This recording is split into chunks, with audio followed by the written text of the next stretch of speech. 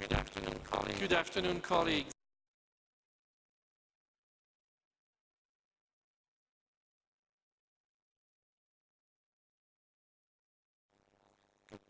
If you could take your seats, If you could take your seats, that would be much appreciated.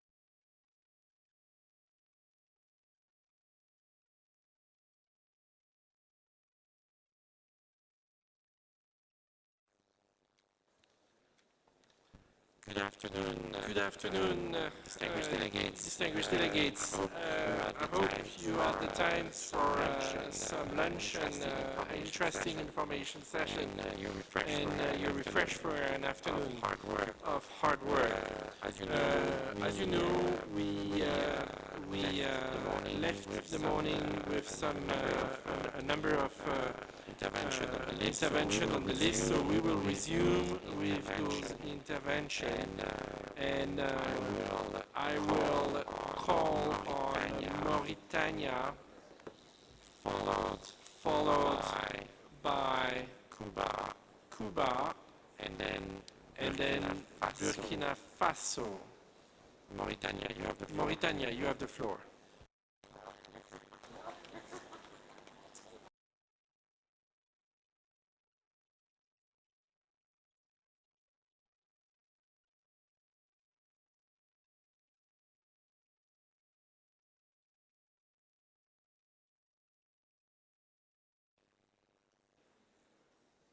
Can we have the microphone? Ça marche maintenant. Seems to be working now. Seems to be working now. Thank you. Thank you so much, Co-Chair. Just to touch on the issue of Cluster 3 again, I wanted to say that Mauritania fully associates itself with the statement made by Côte d'Ivoire on behalf of the Africa Group. We also back all of the positions stated by the African delegates who spoke before me. I should like to now focus my statement on the voluntary commitments, mindful of the possible confusion and diverging interpretations. And before we move any further, we believe that we will have to start by providing additional clear information to clarify what we mean exactly by the terms voluntary commitment, and this by defining the outline of this concept and ensure that it is clear for all. It is therefore necessary to clarify this concept and to ensure that there is no confusion with states. Draw up NBSAPs. And as we have said, this is the main instrument for the implementation of the convention, but sometimes it remains a dead letter and nothing more. Now, if the main instrument for the implementation of the convention, Mauritania therefore believes that it would be better to have the voluntary commitments be prioritized in NBSAPs, and after that one should look at the means of implementation. We wanted to insert this in cluster 2, where we refer to conducive conditions. Now, an awareness of the cost of the implementation, the setting up on a special fund dedicated for biodiversity could all stand to help state stakeholders and non-state stakeholders to undertake realistic but bold voluntary commitments to achieve the objectives which we have set up in our NBSAPs. Thank you. Merci à Mauritanie. Thank you so much, Mauritania. We will now look at Cuba, followed by Burkina Faso, Colombia. Cuba, tiene la palabra. You have the floor. Thank you very much, Co-Chair. In order to achieve a common evaluation, though given differentiated realities for biodiversity at global level. So reporting and informing and reviewing can have just as much relevance as what other governments are doing in their national strategies. We believe that we have to place an emphasis on updating the tools of the Convention such as national strategies and reporting. This could be accompanied by other contributions. This needs to be taken into account in the framework adopted, but also the economic social realities in countries. So it's quite difficult to understand the practical effectiveness of the voluntary commitments made by states, because we could agree with subnational and other actors, including individuals from civil society, presenting commitments through awareness raising, providing continuity to the principle that this process will be connected to the SDGs. Need to count that states need to inform in a voluntary manner but rigorously, which would generate attention to national structures tasked with this in our countries. So we have a very complicated system of reporting with NDCs as well under the UNFCCC. For us, it's clear that the development of these documents, so the national strategy and action plans, are the responsibilities of the states parties. As a result, we should encourage their drafting with their own resources, but external resources could extend the scope of these reports. So in drafting national structures and strengthening their scientific and technical capacity, and not in the creation of a monitoring and compliance facility where they can provide substantive contributions under the convention, that's where the success of this mechanism lies. Thank you very much. Muchas gracias, Cuba. Maintenant, je vais Now, I'm going to give the floor to Burkina Faso, followed by Colombia, and then we'll have Eritrea. Burkina Faso, you have the floor. Thank you so much, Co-Chair. Burkina Faso wishes to back the statement made by Côte d'Ivoire on behalf of the Africa Group regarding the importance to be granted to elaboration and implementation of the strategies and plans of action as main instruments for the implementation of biodiversity-related programs.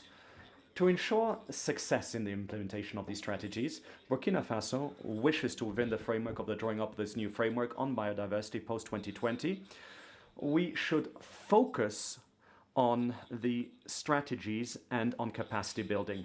We believe that if resources are sufficiently mobilized, Burkina Faso will be in a position to implement its biodiversity strategy for 2005 to 2025, and which is part of the Vision 2050 biodiversity, i.e. living in a green and healthy environment. Thank you.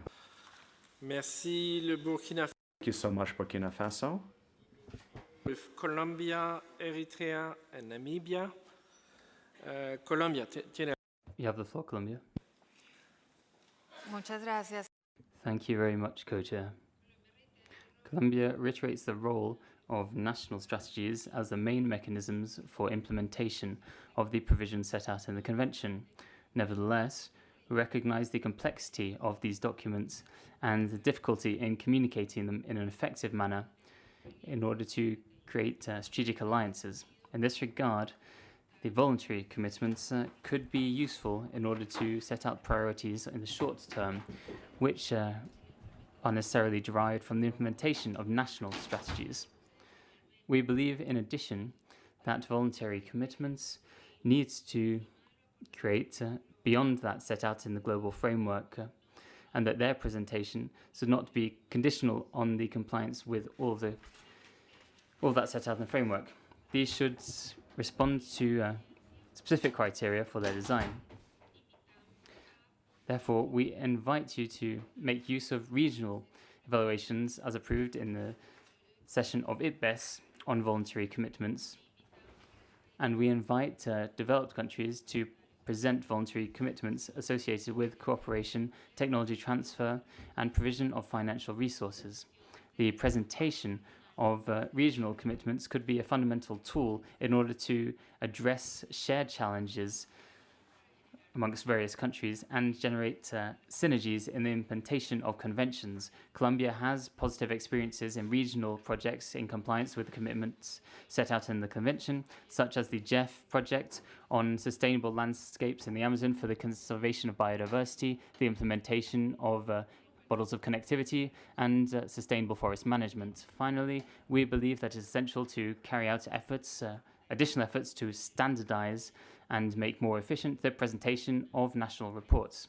In this regard, the development of SMART targets would be an essential contribution to provide more tangible information and comparative assessments as well as useful indicators and applicable indicators at national level. This is also important. Colombia reiterates that the parties should not just report on compliance of the targets set out in the global framework, but it's also necessary to report on those elements related to Cluster 2 and identify spaces and modalities the most appropriate in order to report on progress associated to addressing the underlying causes of the loss of biodiversity, which due to their character will imply a much more comprehensive, analytical and reflexive exercise in order to bring about a change in decision-making processes at various levels of governance with the inclusion of various actors and stakeholders. Finally, as mentioned previously, without the facilitating conditions and means of implementation necessary.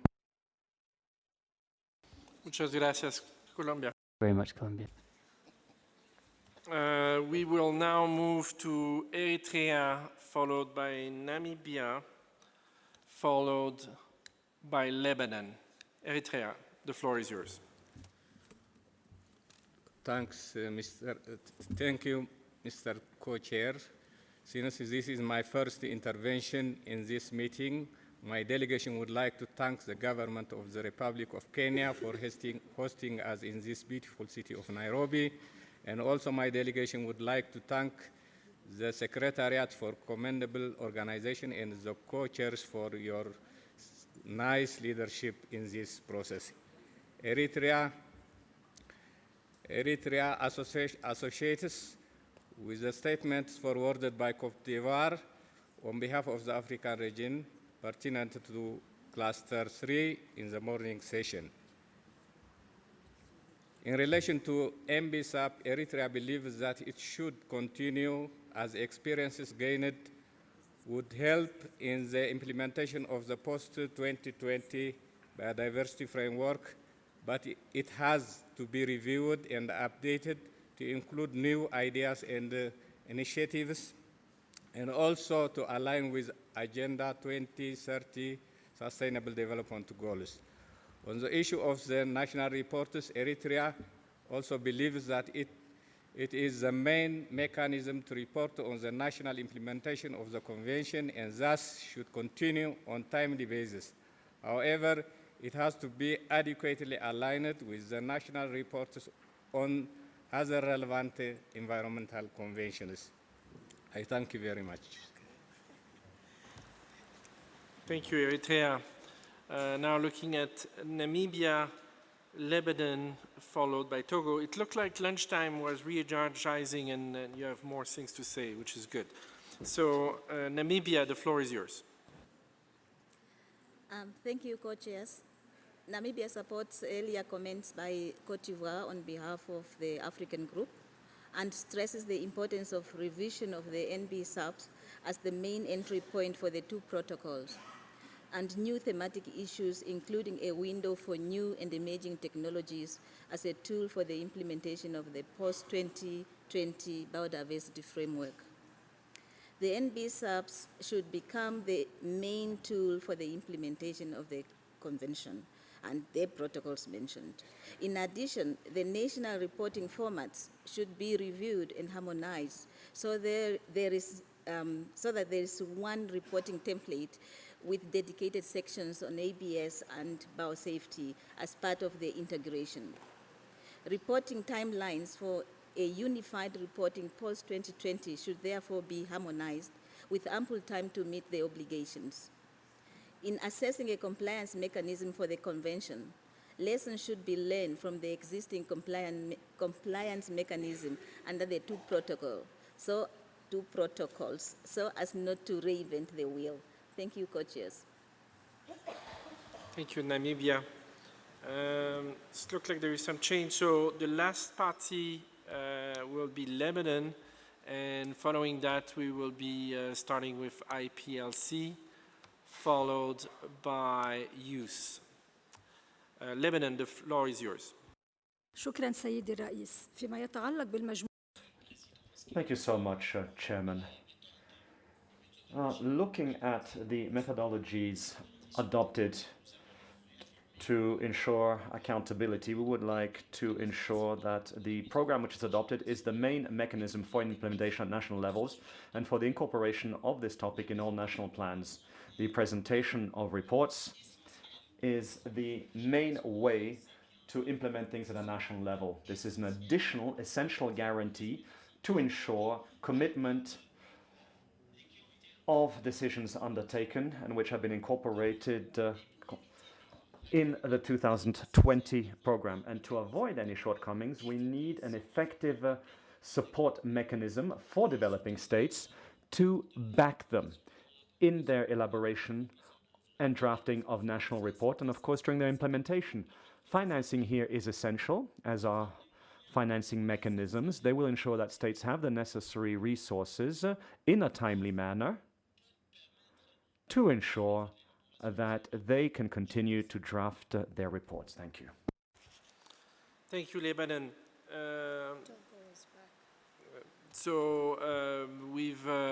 We'll not go to IPLC immediately, as I see Togo ask for the floor. So Togo, la parole est à vous. You have the floor, Togo. Chairman, thank you. This is the first time we take the floor. And for this reason, we'd like to state that we fully back and support and associate ourselves, in fact, with the statement made by Côte d'Ivoire on Cluster 3 on behalf of the African Group. We back the efforts carried out by mankind regarding the framework for biodiversity based on our common vision, i.e. to live in harmony with nature. Regarding Cluster 3, Togo believes, just like some other speakers, that the national reports required under the convention and its protocol should lie at the very heart of any review mechanisms. We also back the idea that periodic reviews linked to intergovernmental processes must be considered similarly to SDGs, the UNESCO program and the Paris Agreement, to finance and perhaps even guide political decisions in the direction of sectors where decision makers can make the decisions that will lead to progress in terms of biodiversity. A solution needs to be sought at all levels when it comes to drafting the various national reports linked to biodiversity to ensure that we highlight their complementarity. Chairman, it is necessary for all parties, all stakeholders participate actively in the review mechanism to ensure that the participative and inclusive nature of the program is preserved. There are a great many challenges to meet as well. We need clear, quantifiable benchmarks because only then we'll be certain that our political decisions are in keeping with our vision. Otherwise, we might find that we have to change things to ensure that we comply with the decisions that we have made. For this reason, Togo believes that we require additional financing, appropriate financing, because otherwise our objective to live in harmony with nature will not become a reality. Thank you. Togo. Let's now hear from... I see that St. Lucia has asked for the floor. So once again, IPLC, I indulge for your patience. And let's turn our attention to St. Lucia. You have the floor. Thank you, Chairs. In reference to Cluster 3, like Ghana and Switzerland, St. Lucia also recognizes the need to evaluate accountability in the planning and implementation of MEAs to support the goals and targets leading towards the 2020 biodiversity framework at the national level. Additionally, we also support accountability using NBSAPs.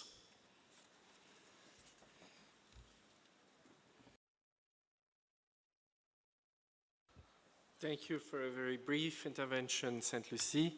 We will now turn to IPLC. IPLC, you have the floor. Thank you, Mr. Chair. This statement is made on behalf of the International Indigenous Forum on Biodiversity. The central role of indigenous peoples and local communities in achieving the CBD objectives and the biodiversity goals and targets was clear in the IPBES Global Assessment. The IIFB agrees that NBSAPs continue as the main implementation mechanism under the Convention.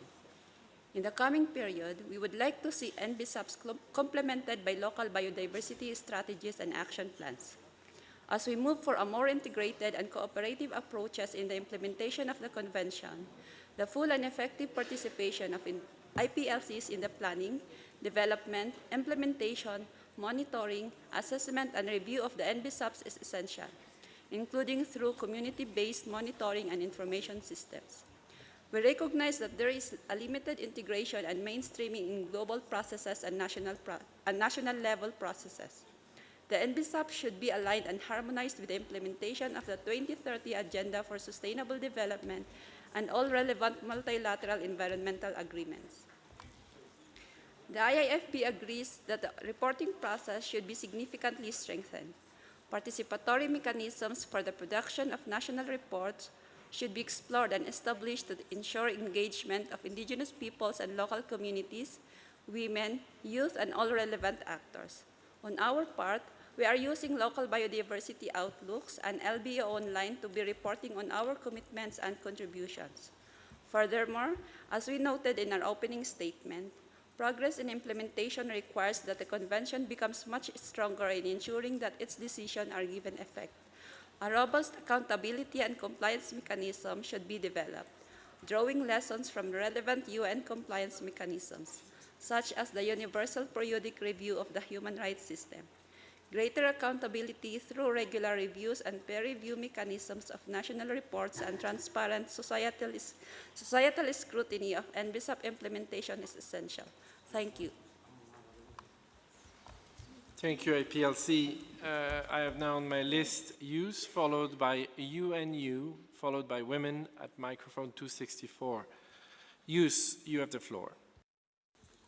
Thank you, Mr. Chair. I am speaking on behalf of the Global Youth Biodiversity Network. We would love to remind parties that many species and ecosystems occur under national jurisdiction. The commitment and responsibility required to conserve and sustainably use them should therefore not be voluntary. We welcome voluntary commitments on the basis that if they are made by parties, they do not undermine NBSAPs, but are in addition to commitments already made in the NBSAPs. We additionally propose that a clear guidance on the common but differentiated roles and responsibilities of the different state and non-state actors is defined in the post-2020 Global Biodiversity Framework. Differentiating these key responsibilities and roles of the different stakeholders must be tracked through clear and effective accountability measures. Thank you. Thank you, Youth. Turning now to UNU, microphone 202. Thank you, Chair. The United Nations University, UNU, will be speaking on NBSAPs. For the past 3 years, UNU has been working with the University of Tokyo and 15 CBD parties on the research about applying integrated landscape management approaches under NBSAPs, mostly related to our work with the Satoyama Initiative. Based on the findings of our research, and on behalf of the 250 members of the International Partnership for the Satoyama Initiative, IPSI, we urge the parties to see that the post-2020 Global Biodiversity Framework strongly emphasizes on the application of landscape approaches to biodiversity conservation in the context of enhancing implementation of NBSAPs. Reasons include, number one, incorporating and applying landscape approaches under NBSAPs allows a more comprehensive and robust accounting of the biodiversity conservation and sustainable use trends. Number two, landscape approaches strengthen area-based conservation measures by giving closer attention to the connections, networks, and interactions between different habitats, ecosystems, and resource use systems. And number three, integrated landscape approaches allow planners to deal with the conservation and development issues, concurrently accounting for demographic and social changes. This therefore enables aligning with the global goals such as the SDGs. UNU is currently working with the CBD Secretariat and a number of the CBD parties to develop a manual on application of integrated approaches to production landscapes and seascapes for NBSAPs.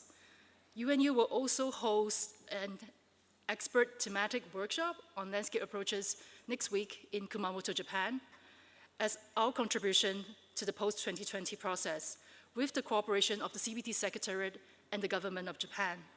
As an observer organization, we humbly ask for support from parties, and we will provide more detailed input in writing. Thank you, Chair.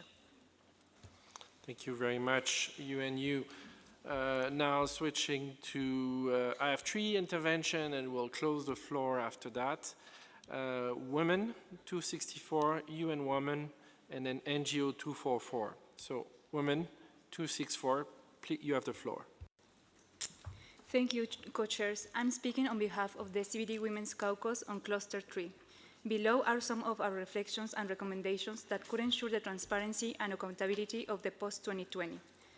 On national biodiversity strategies and action plans, if either of the options suggested is undertaken, we would urge Paris to put in place a mechanism to ensure gender-responsive NBSAP reporting. This again ties up with our recommendation for a gender-responsive indicators for the post-2020 framework, without which we are unsure how the roles and contributions of women will get reflected in the reportings or activities, and how budget be allocated for women and girls' empowerment in all spheres, which has lacked in the reporting so far, including the 6 national reports. On national reports, the Section 6 is an optional section on IPLCs, and hence, in many reporting, this does not get reported on. Considering the growing recognition of the roles and contributions of IPLCs to biodiversity conservation, including the recent IPBES report, the IPCC report on climate change and land, we would like to see these valuable contributions reported on. In this sense, we request if a similar section or guideline could be added to the reporting structure of the national reports on women, but not as an optional block to be filled.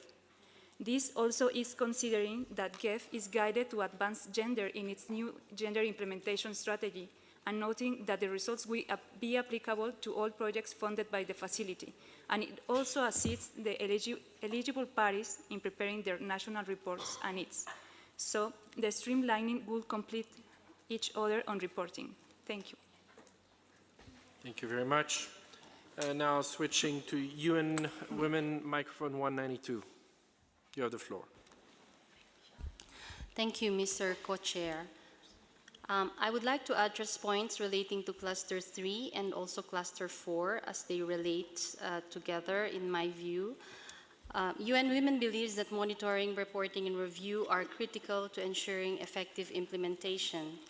In this regard, whatever form, template, methodology, or approach is taken or agreed upon, it's important that any monitoring, reporting, or review process or mechanism has to have the following elements: that they have to have benchmarks and clear goal or goals, allow for comparability or assessment, be regularly conducted, be accompanied with regular, reliable, and sustained financial and capacity building support, and be periodically reviewed and amended if necessary.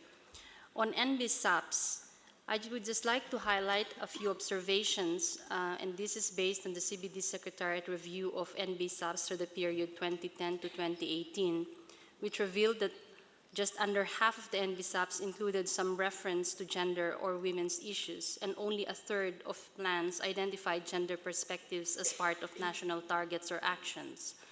The majority of these actions focused firstly on increasing women's awareness of biodiversity conservation issues, and secondly, on increasing women's participation in biodiversity conservation. Women were predominantly characterized as a vulnerable group in NBSAPs. With respect to the 5th national report, 67% of reports received between 2014 and 2016 had gender-specific reference. In those reports, women were most commonly characterized as beneficiaries of educational and capacity-building opportunities. 28% of reports characterized women as stakeholders, while 19% referenced women as managers. Less than 1% referenced women as agents of change. What is invisible cannot be and will never be measured. Women's contributions as key actors in biodiversity conservation and the sustainable use and management of resources remain invisible, hence not recognized, not valued, and consequently not measured and reported on. This brings me to my point on Cluster 4, in particular on the suggestion for gender perspectives to be reflected as an overarching principle in the post-2020 framework. The recognition of the importance of gender equality and women's and girls' rights cannot be relegated to principles or to preamble. Neither can these be merely cross-cutting issues nor enabling conditions. Therefore, we suggest that to be able to recognize the roles, rights, contributions, and leadership of 50% of the world's population, we have to have goals-related targets with specific indicators. Thank you, Chair. Thank you very much. And our last intervention from NGO 244. You have the floor, and please identify yourself. Thank you, Chair. This is statements on behalf of Friends of the Earth International, Action Aid, ICCA Consortium, all members of the CBD Alliance. MBSAPs need to be standardized to improve transparency and comparability and must be done promptly, not to delay implementation. National reports as well as MBSAPs need to be comparable amongst each other. They need to be the basis of evaluation if countries are fulfilling the commitments they made, if drivers of biodiversity destruction are progressively being halted, and if conservation is progressing as planned. In both MBSAPs and national reports, we need to ensure effective, meaningful, and inclusive participation of IPLCs, women, youth, and civil society organizations, especially those working on conservation and human rights issues. Regular reviews need to be done country by country, comparing promised actions with what was really done. We're concerned that many MBSAPs appear to have a lower level of ambition than the current strategic plan. We recommend drawing from procedures of the UN Human Rights System's Universal Periodic Review. Accountability is strictly related to a compliance mechanism as an essential component of a new global biodiversity framework that should be based on the principle of equity and common but differentiated responsibilities. Beyond accountability for implementing the post-2020 framework, accountability for biodiversity laws that takes into account historical and current responsibilities is essential. Proposals for a compliance committee to ensure the compliance of parties to their obligations under the CBD should also be studied closely, as this could be established by the COP. Reports prepared by stake and right holders as official reference for future accountability and compliance mechanism are suggested. It will allow others to bring parties alleged breaches or blatant and persistent non-implementation of the convention to the attention of a compliance committee, which then can take measures to enforce it. Considering its complexity, it needs thorough discussion. We therefore request significant time to be allocated to this issue. In a framework of justice and equity, countries whose natural heritage and resources are exploited by actually provide the resources for the high consumption parties cannot assume all the responsibility for the environmental destruction that brings with it alone. Voluntary pledges have no place in this cluster. They must not detract from parties' legally binding obligations to conserve and sustainably use biodiversity in their territories and to share the benefits equitably. Other non-state actors, rather than asking them for commitments from right holders and stakeholders such as indigenous peoples and local communities, their contributions should be recognized and supported, including for self-determined conservation initiatives and other collective actions, and as well as legal protection against threats such as harmful subsidies. Governments have a responsibility to hold corporations accountable, including through limiting their participation in the whole UN system, and in particular in the design and influencing of the convention and the post-2020 framework. Thank you. Thank you, and you may be getting the prize for fitting so neatly in the 3 minutes. This is our last intervention, which completes this part of the agenda. I will now pass the floor on to Francis for a cluster, the following cluster. Thank you, Co-Chair, and thank you, delegates, for your intervention on Cluster 3. We now move on to take Cluster 4, that is on cross-cutting approaches and issues. Just like you have made intervention on Cluster 2 and 3, please keep in mind that also for this cluster, we are focused on structure and scope. So the floor is now open.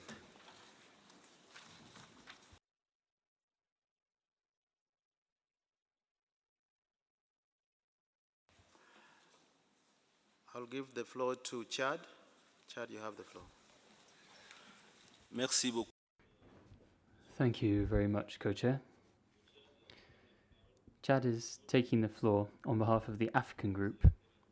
Since it's the first time that my delegation is taking the floor, first and foremost, please allow me to congratulate you for an inclusive and participatory process. We'd also like to thank the co-chairs for preparing these documents, which are very relevant and clear. Now, on Cluster 4, the African Group believes that natural resources as a tool for the integration of biodiversity into development needs to be understood so that this can lead to practical advantages for local communities in terms of development planning. As a result, training and capacity building are required in order to draw on the advantages of accountability for natural capital. Now, on the integration of biodiversity, the African Group would like the integration of biodiversity to be considered as an intersectoral issue, a way to achieve transformational change. And this to move towards a new post-2020 global biodiversity framework. This needs to be well defined, needs to concern all sectors while placing emphasis on education. Now, on partnerships with strategic partners, the African Group would like these partnerships to play a fundamental role in the development and implementation of the post-2020 Global Biodiversity Framework. This will contribute to creating mechanisms such as for capacity building, technical expertise, resource mobilization. Partnerships with universities and business also need to be strengthened. Now, on synergies with the various stakeholders involved, the African Group would like that the new framework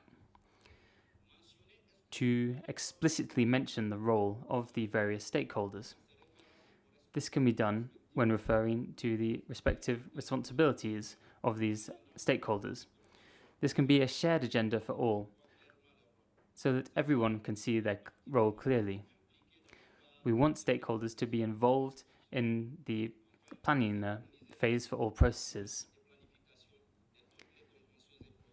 We also need to take into account the planning cycles of all conventions related to biodiversity and for all sectors.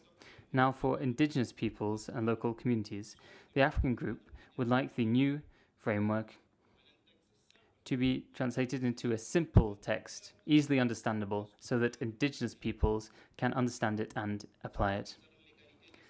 On gender equality, the African Group believes that we need to include the participation of rural women in policies and implementation frameworks. It's because they have particular knowledge on the traditional use of biodiversity resources. The question of intergenerational equality needs to be reflected within the framework as well. Co-chairs, local communities are the guardians of biodiversity. Governments need to recognize local communities. If they not do so, we will see a further loss of biodiversity. Very few Africans are able to protect biodiversity. Poverty contributes to a loss of biodiversity.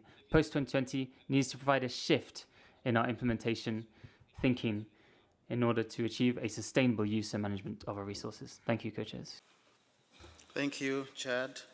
I now have the following on my list: Central African Republic, Norway, New Zealand, Mexico, EU, Singapore, and Sierra Leone for now.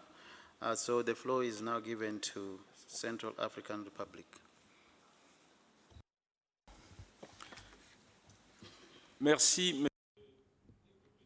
Thank you, Co-Chair. The Central African Republic fully agrees with the African position as set out by my colleague. Regarding the statements made by Chad that we support, and which focuses on indigenous peoples and local communities, Co-chairs, too often educational systems do not respect the diversity of cultures of indigenous peoples. In this regard, we believe that to achieve ambitious results for the post-2020 framework, we need to clearly define within this process how to ensure the participation of indigenous peoples and local communities for the implementation of this very framework.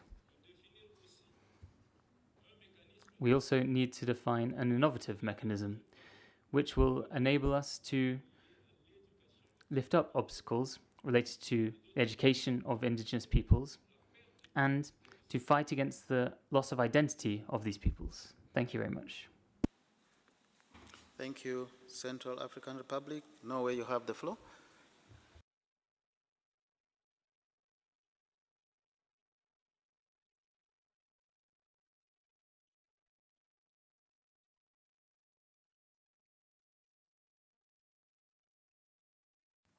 Microphone to Norway. Yes. Okay.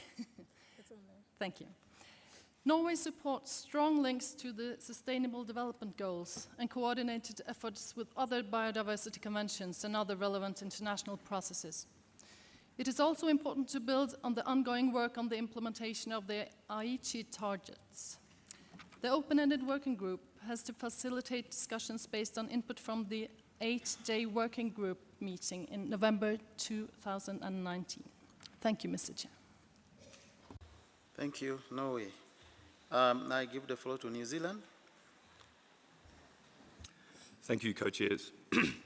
It is New Zealand's view that in order to support and generate impact at national, regional and global levels, the value and importance of biodiversity needs to be mainstreamed into the practices and decisions of not just government agencies and stakeholders directly involved in environment and conservation work, but for all who have an impact on nature through their decisions or actions.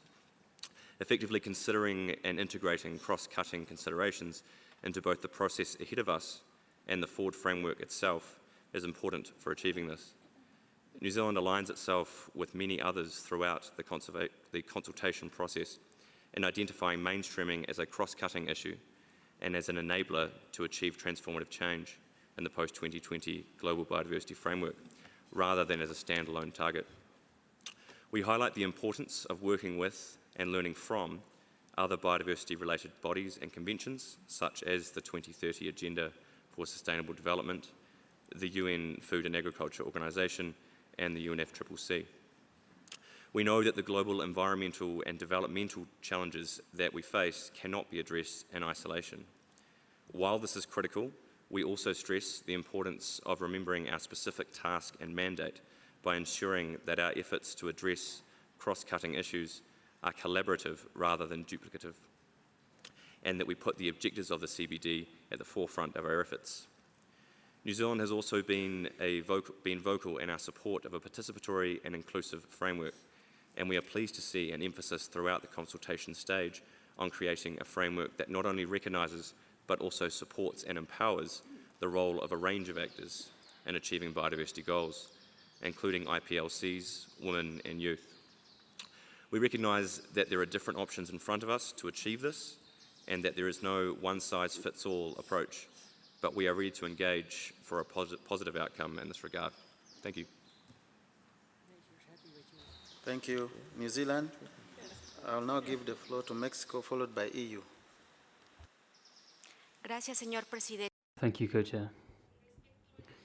With regards to Cluster 4 of the document, Mexico agrees with that expressed by the World Bank yesterday, in the sense that biodiversity mainstreaming needs to play a relevant role in the post-2020 framework. We highlight that this is a process that goes from the establishment of facilitating conditions for mainstreaming to the results expected out of mainstreaming within productive sectors, and how these broach the causes of loss of biodiversity within a context of sustainable development and monitoring through indicators and monitoring processes which are adequate. So we need to continue to build bridges to other sectors and other conventions beyond the scope of just biodiversity, in particular with areas that regulate activities that have an impact on biodiversity. It's important to establish synergies not just with conventions related to biodiversity, but also with those that regulate sectors which have an impact on biodiversity, such as UN Habitat, the cluster of conventions that regulate pollution, the World Health Organization, amongst others. We believe that the work to be carried out within the FAO is an excellent source of experiences to see how an organization can begin in taking into account biodiversity in its sectors. In this regard, then, we recommend ensuring that we set out in COP15 the action to take out under our convention. Now, we also agree that the process will benefit from the active participation, both in planning and implementation, of indigenous peoples and local communities, subnational governments, private sector, and that we take into account the gender perspective within our framework, with a focus on intergenerational equity as well. Thank you very much. Thank you, Mexico. I now give the floor to EU. Thank you, and it's beautiful to hear that we have biodiversity in the room even. And I hope the birds are happy to hear what we say. For the EU and the member states, an ambitious framework means a framework that spurs the action and transformational changes needed for reaching the 2050 vision and achieving the objectives of the CBD. On the point of mainstreaming, the EU and its member states want to stress the following points. An effective mainstreaming of biodiversity into and across sectors is pivotal for implementing the Convention and the Global Biodiversity Framework, for achieving the SDGs and for contributing to the implementation of the Paris Agreement, the Sendai Framework and other relevant global frameworks. NBSUPs are key instruments for implementing the Convention and also important for mainstreaming of biodiversity into and across all relevant sectors. Therefore, mainstreaming should not be summarized under cross-cutting issues, but also be considered under implementation instruments. Key elements to be included are phasing out incentives harmful to biodiversity, responsible and sustainable sourcing of raw materials and commodities, nature-based solutions, agroecology, soil restoration, green infrastructure, urban biodiversity, natural capital accounting, and other innovations.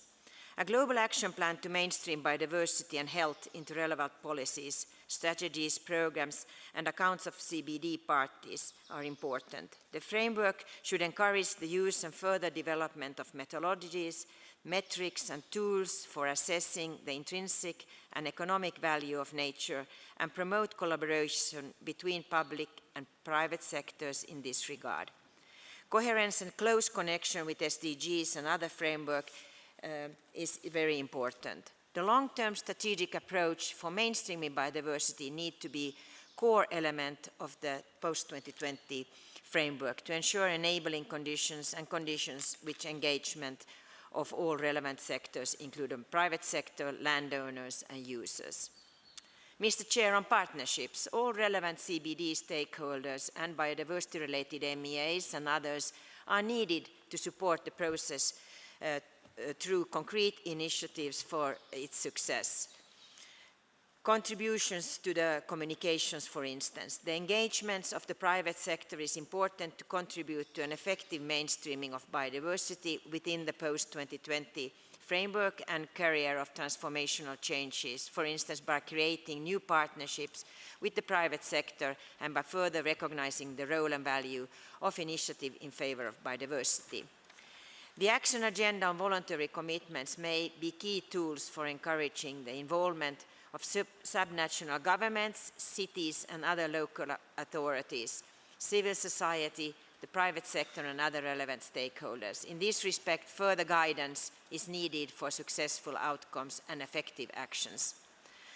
On synergies, there is a continued importance of cooperation among biodiversity-related MEAs, the Rio Conventions, Paris Agreement, UN Environment Programme, and other UN bodies and processes, and in this regard, implementation of the roadmap to enhance synergies, coherence, and effective cooperation among the biodiversity-related MEAs to strengthen the contribution of these instruments to the development and implementation of the post-2020 framework and the realization of the 2030 agenda is urgently needed. The Environment Management Group is well placed to enhance involvement of the entire UN in the development and the implementation of the post-2020 framework. It is important to use that mechanism to galvanize the support and ensure involvement of the Chief Executive Board in the preparation of UN Biodiversity Summit in 2020. Indigenous people and local communities are important for EU and its member states as well, and we stress the important role that indigenous people and local communities have in the work of the CBD. As regards the involvement of IPLCs in the post-biodiversity framework, we consider full and effective participation of IPLCs in the work of the CBD to be an important base for its success. On gender, the post-2020 framework should underline the importance of taking into account gender and refer to its relevant SDGs. We note the outcome of the workshop in New York, which concluded that the implementation of the post-2020 framework, as well as the CBD Gender Action Plan, should, by 2030, ensure that women and girls are taking on effective stewardship and are equally benefiting from biodiversity and ecosystem services. Finally, Mr. Chair, youth. As the youth and the generations to come will be most impacted from the loss of biodiversity and degrading ecosystems that results from our actions today, we urgently need to integrate their perspectives to ensure a sustainable future. The youth plays an important role as inspirational agents and active managers of change, and by developing innovative solutions. Thank you. Thank you, EU. I'll now give the floor to Singapore. Thank you, Co-Chair.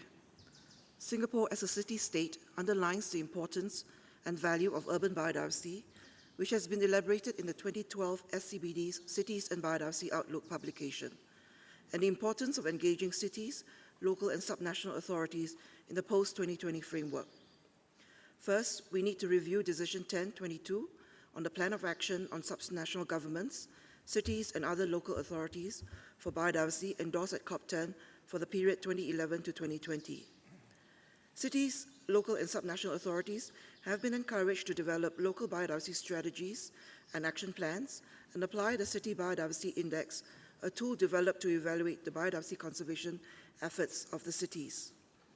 We need to consolidate the other achievements to date and develop a more ambitious plan which would enable parties to support efforts and recognize the contribution of cities, local and subnational authorities to the post-2020 framework. In this context, we are supportive of ICLEI's draft 10-point framework as a contribution to the post-2020 discussions on the role and contribution of cities, local and subnational authorities to the post-2020 framework. On another note, Singapore would like to support Philippines' intervention yesterday on behalf of the Association of Southeast Asian Nations member states on ASEAN's initial inputs to the post-2020 Global Biodiversity Framework. Relevant to this cluster, ASEAN has called for accelerated actions corresponding to the challenges to mainstreaming biodiversity considerations into relevant national plans and sectors, and emphasized the importance of partnerships in delivering the post-2020 framework. Thank you. Thank you, Singapore. I now give the floor to Sierra Leone. Thank you, co-chairs. Sierra Leone expresses thanks and appreciation to the UN Environment and all partners and agencies for organizing and supporting the post-2020 framework process. We support the submission by my colleague from Chad and the General African Position on Cluster 4. In addition, we believe that much of the biodiversity and ecosystem that we intend to conserve and protect are found around indigenous communities and are owned by these indigenous people. In Sierra Leone, for example, in the midst of a very high rate of unemployment, over 60% of rural communities get their livelihoods from biodiversity resources. And I'm sure this may not be radically different from countries that are on the lower end of the development scale. Indigenous communities and local communities, indigenous people and local communities adjacent to protected areas and biodiversity concentration bear the highest burden for conservation. Most communities are impoverished because of poor management of biodiversity, mainly perpetrated by multinational enterprises. It is critical that post-2020 framework prioritizes equitable distribution of biodiversity costs and benefits across all levels from local to global, and the strategic partnership and synergies be explored to achieve this. Compensation and restoration mechanisms are limited by a serious lack of financial resources.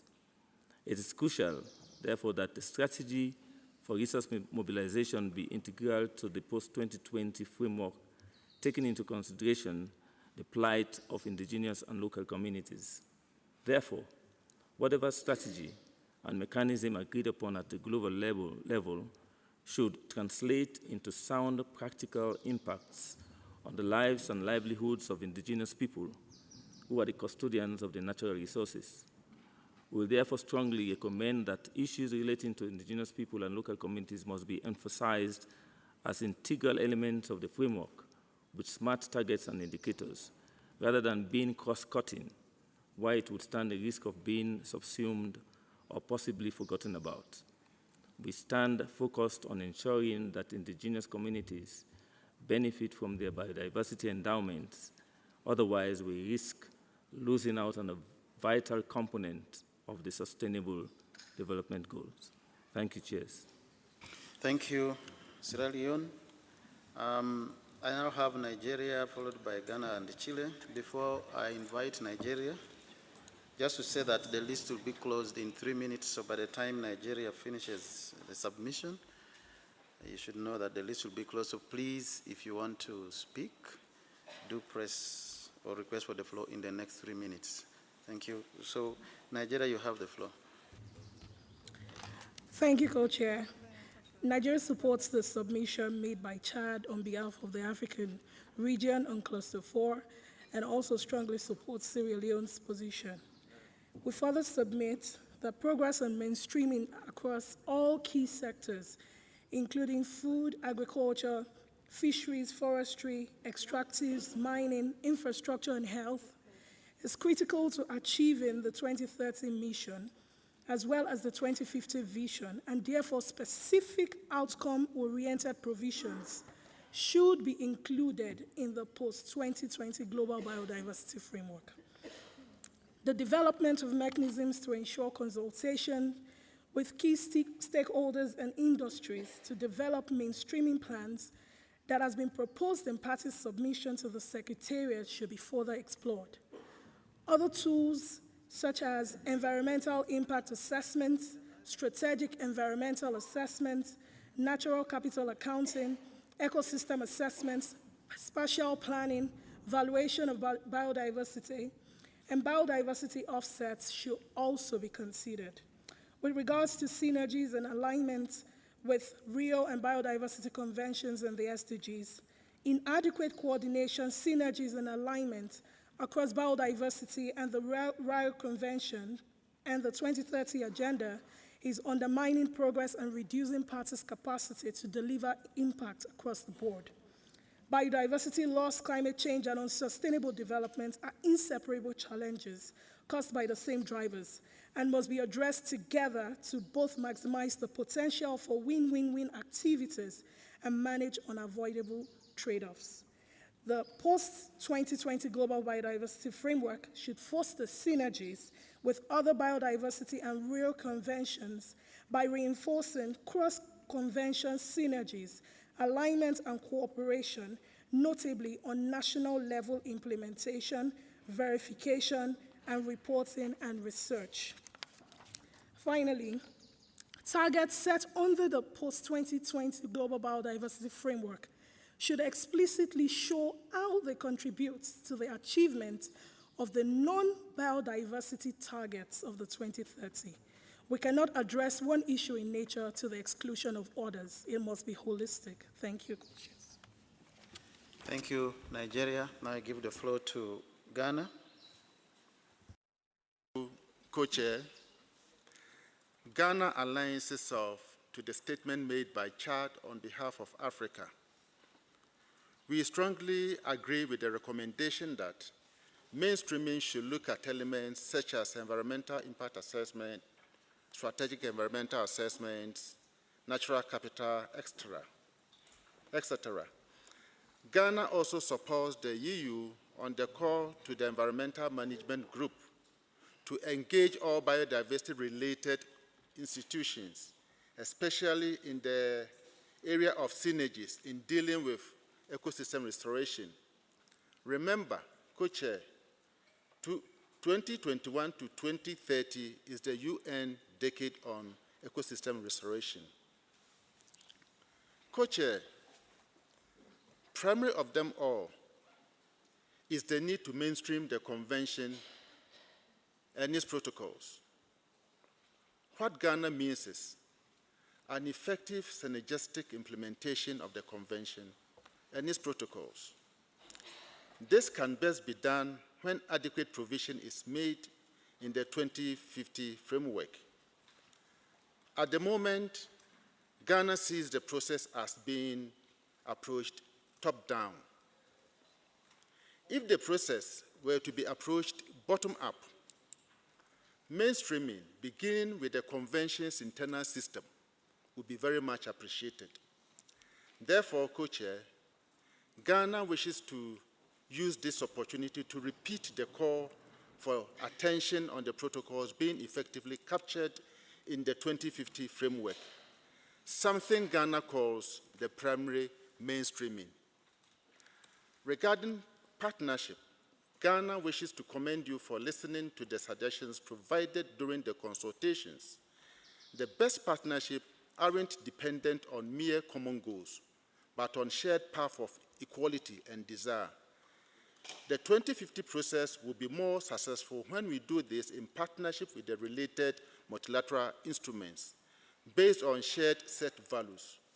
Ghana therefore wishes to urge the process to continue visiting the goals and targets of the sister multilateral instruments. Thank you. Thank you, Ghana. I'll now give the floor to Chile. Thank you very much, Mr. Co-Chair.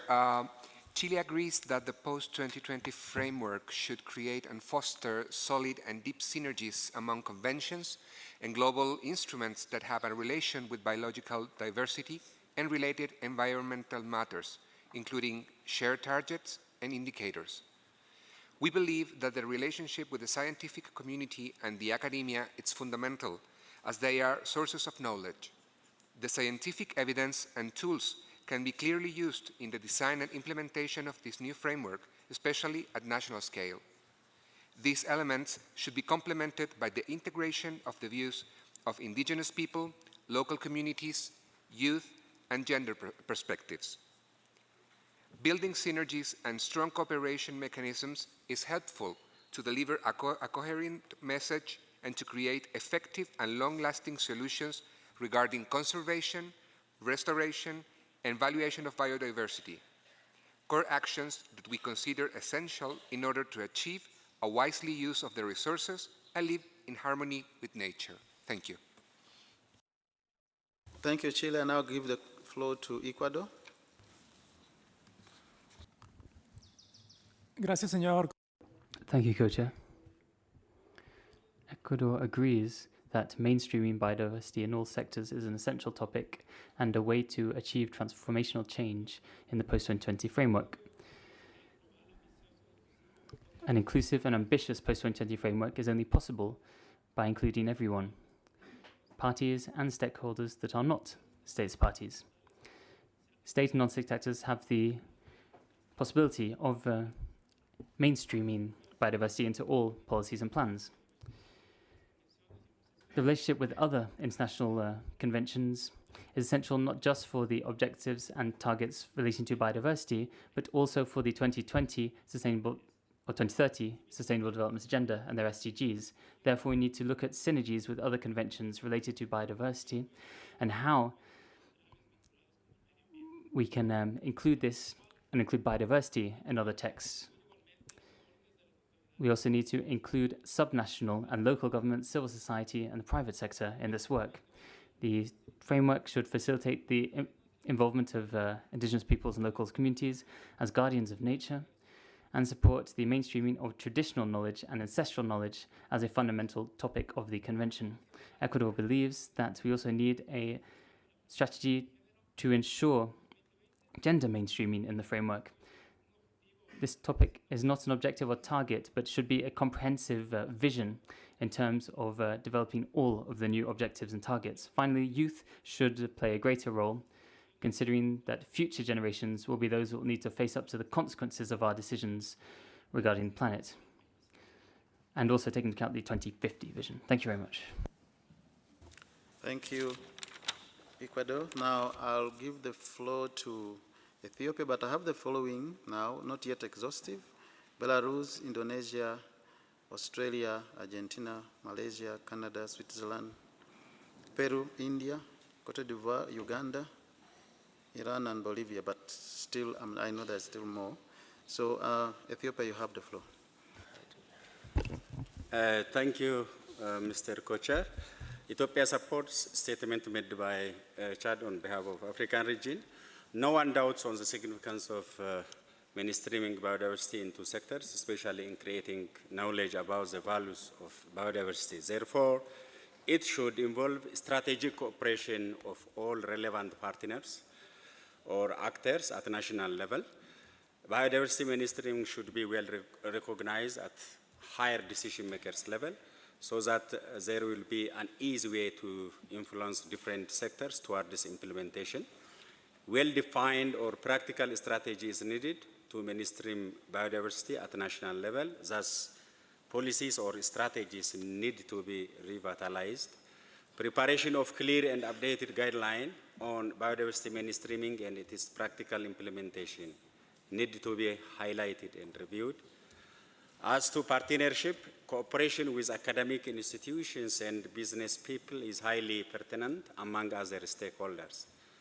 The roles of various parties, mainly the role of indigenous people and local communities, and the roles of gender and youth need to be highly valued, clearly specified, and action-oriented so that they play a role as transformers in biodiversity conservation in post-2020.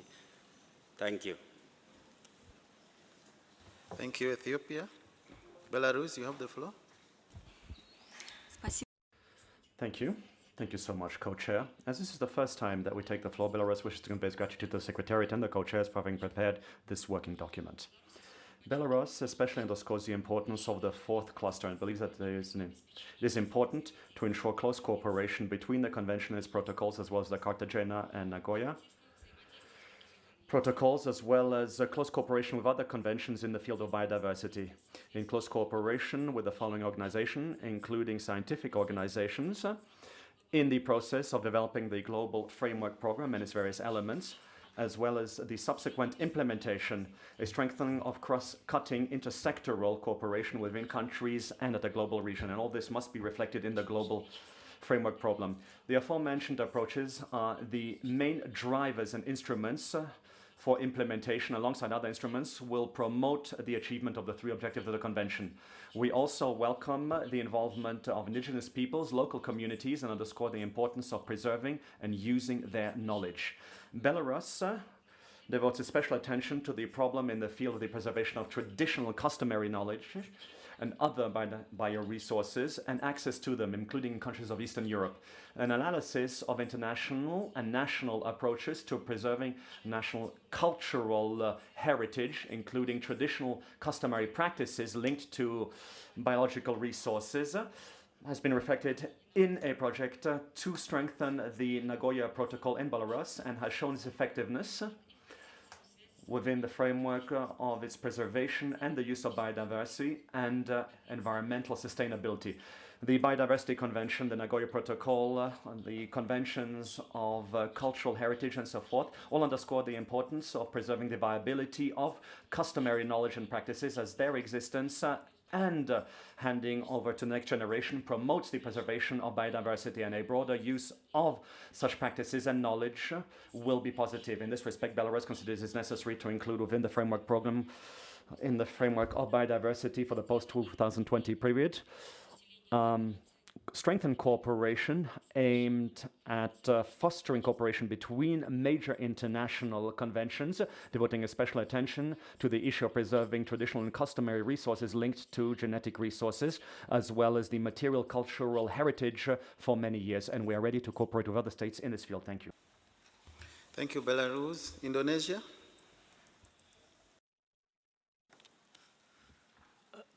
Mr. Co-Chairs, thank you for giving me the floor.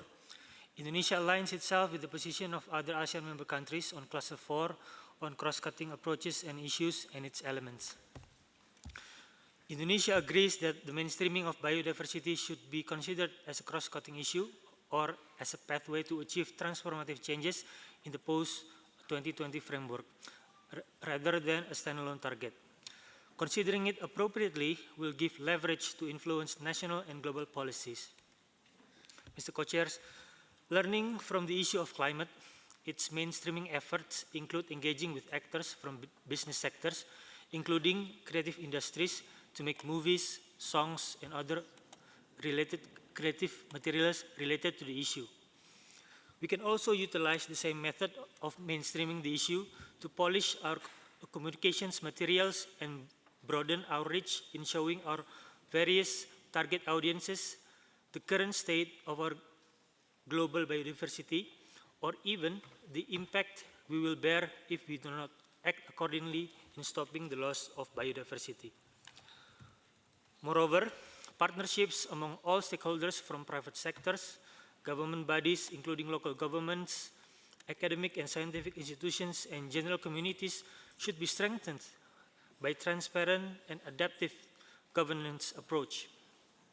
Synergy among stakeholders across sectors must also be strengthened through early integration from planning all the way to implementation. I thank you. Thank you, Indonesia. And now give the floor to Australia, followed by Argentina. Thank you, Co-Chair. Biodiversity is a cross-cutting issue in itself. Achieving the transformational change we all seek is not something which governments can achieve alone. Australia views delivery of targets requiring consideration of all 6 identified cross-cutting themes to maximise success and engage all actors in our pursuit. Without this shift in thinking, we will again fall short as we have experienced under this strategic plan. Mainstreaming biodiversity across all sectors will be critical in ensuring the achievement of both the 2050 vision and the goals of the post-2020 framework.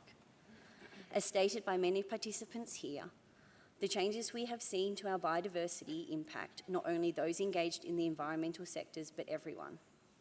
As such, we should be working towards biodiversity being considered as part of our everyday actions.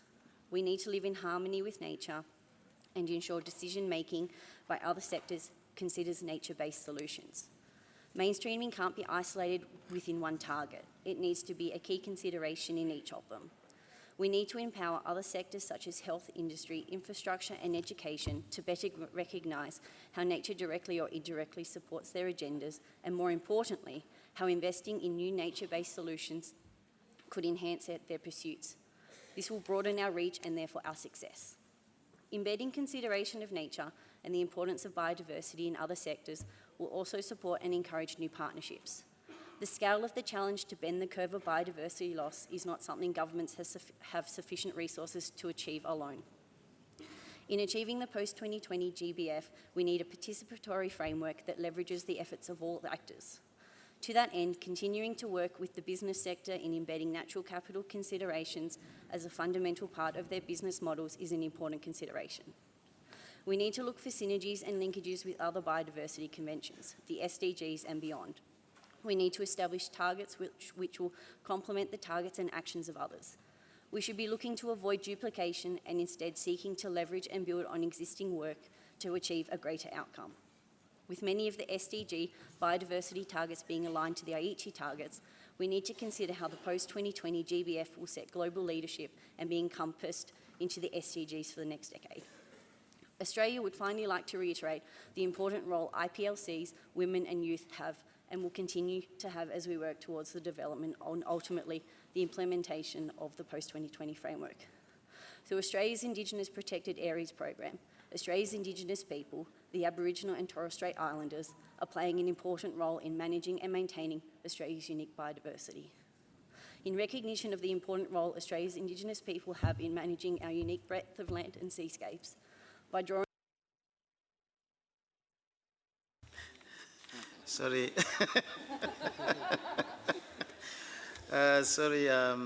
Australia, but we shall get your written submission. Now I'll give the floor to Argentina, followed by Malaysia.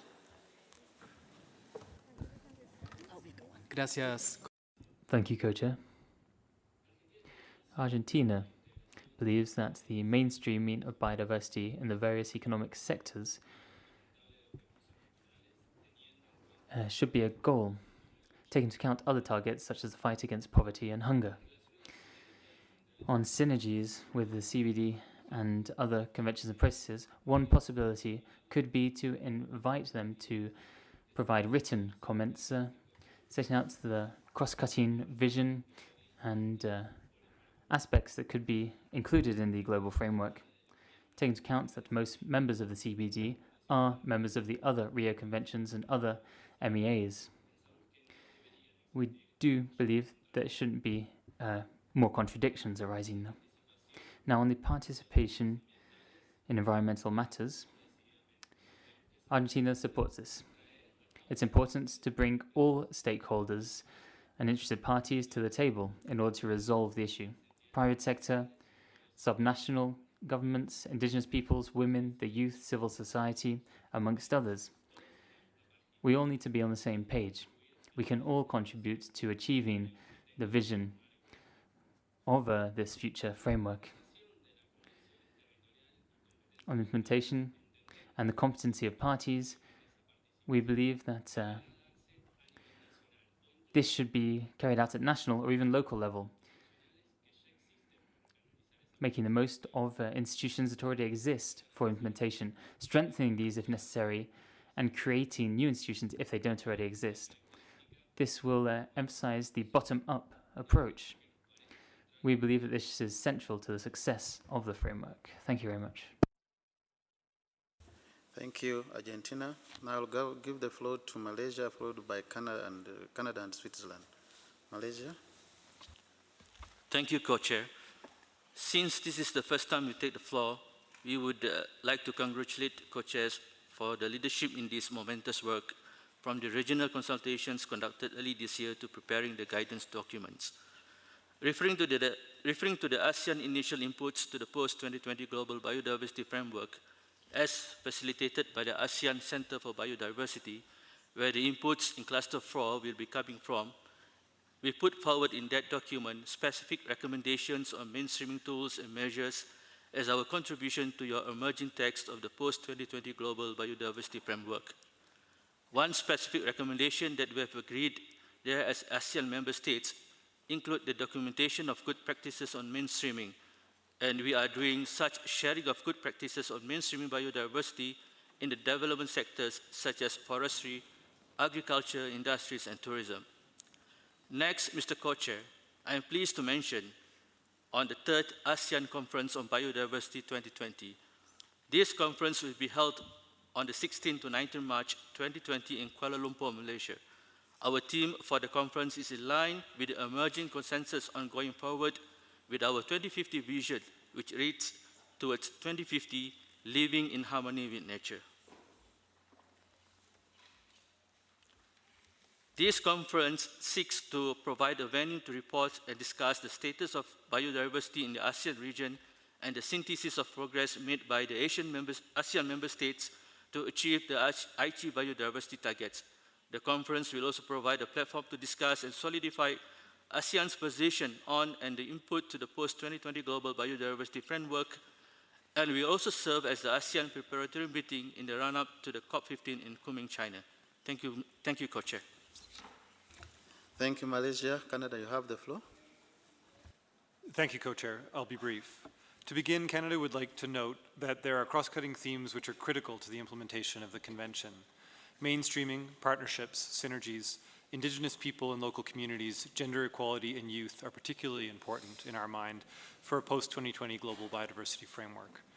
Mainstreaming biodiversity considerations within productive sectors has been a deliverable for the last 2 conferences of the parties. As a result, parties should reflect further on how this area could be expanded within a post-2020 framework. Work in this regard can start via the informal advisory group on mainstreaming established through a COP14 decision. This group could perhaps examine whether a revamped Target 7 could cover a broader spectrum of productive sectors beyond only agriculture, forestry, and aquaculture. IPLCs and gender equality are critical cross-cutting issues in the post-2020 Global Biodiversity Framework. In Canada and around the world, we have all seen that women and Indigenous peoples are critical partners for biodiversity conservation and sustainable use. In regards to IPLCs specifically, Canada supports efforts to ensure their full and effective participation in convention processes and will continue to work to ensure that this is at least included as an overarching element for the implementation of the post-2020 Global Biodiversity Framework.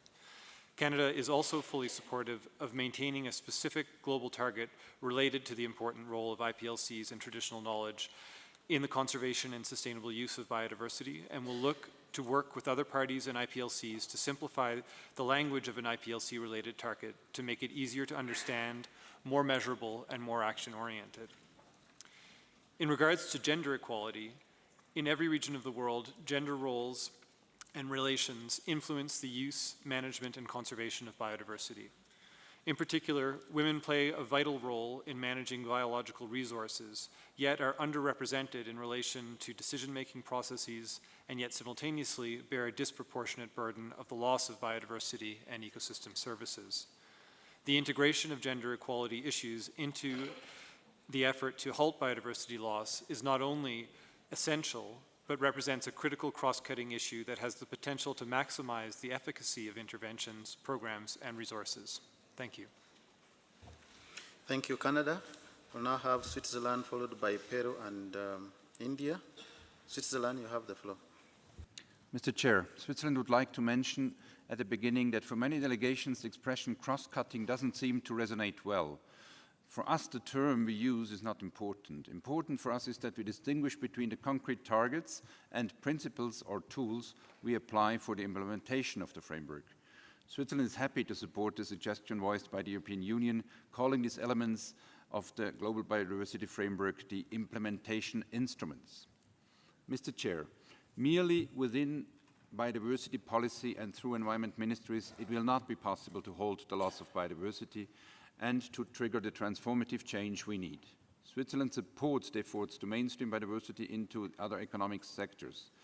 We are aware that trade and the financial and productive sectors can have a negative impact on biodiversity and should therefore be addressed in the new framework. Switzerland welcomes the work of the Informal Advisory Group on mainstreaming and hopes that the result of this group will produce a valuable tool for parties and for the Global Biodiversity Framework. Mainstreaming does also concern the enhanced cooperation within other relevant MEAs in order to ensure a coherent environmental policy and to achieve the SDGs. Therefore, the Global Biodiversity Framework should mention synergies as an implementation instrument and establish a structure that would allow to strengthen cooperation between the relevant treaties and to develop an integrated reporting and accountability system. This coordination role could be played by the Environment Management Group of UNEP, as suggested by the European Union. Switzerland would even favor the establishment of a broader modular NBSAP that would include the strategies of all biodiversity-related conventions. Such a comprehensive tool would guarantee a coherent and effective national policy for biodiversity. Another important tool for mainstreaming will be the overarching communication strategy, able to reach out to policymakers, other stakeholders, and the general public. The Global Biodiversity Framework should encourage parties to establish partnerships with policymakers and at national and subnational level, with private sector, civil society, farmers, research and academia, and individuals as citizens and consumers.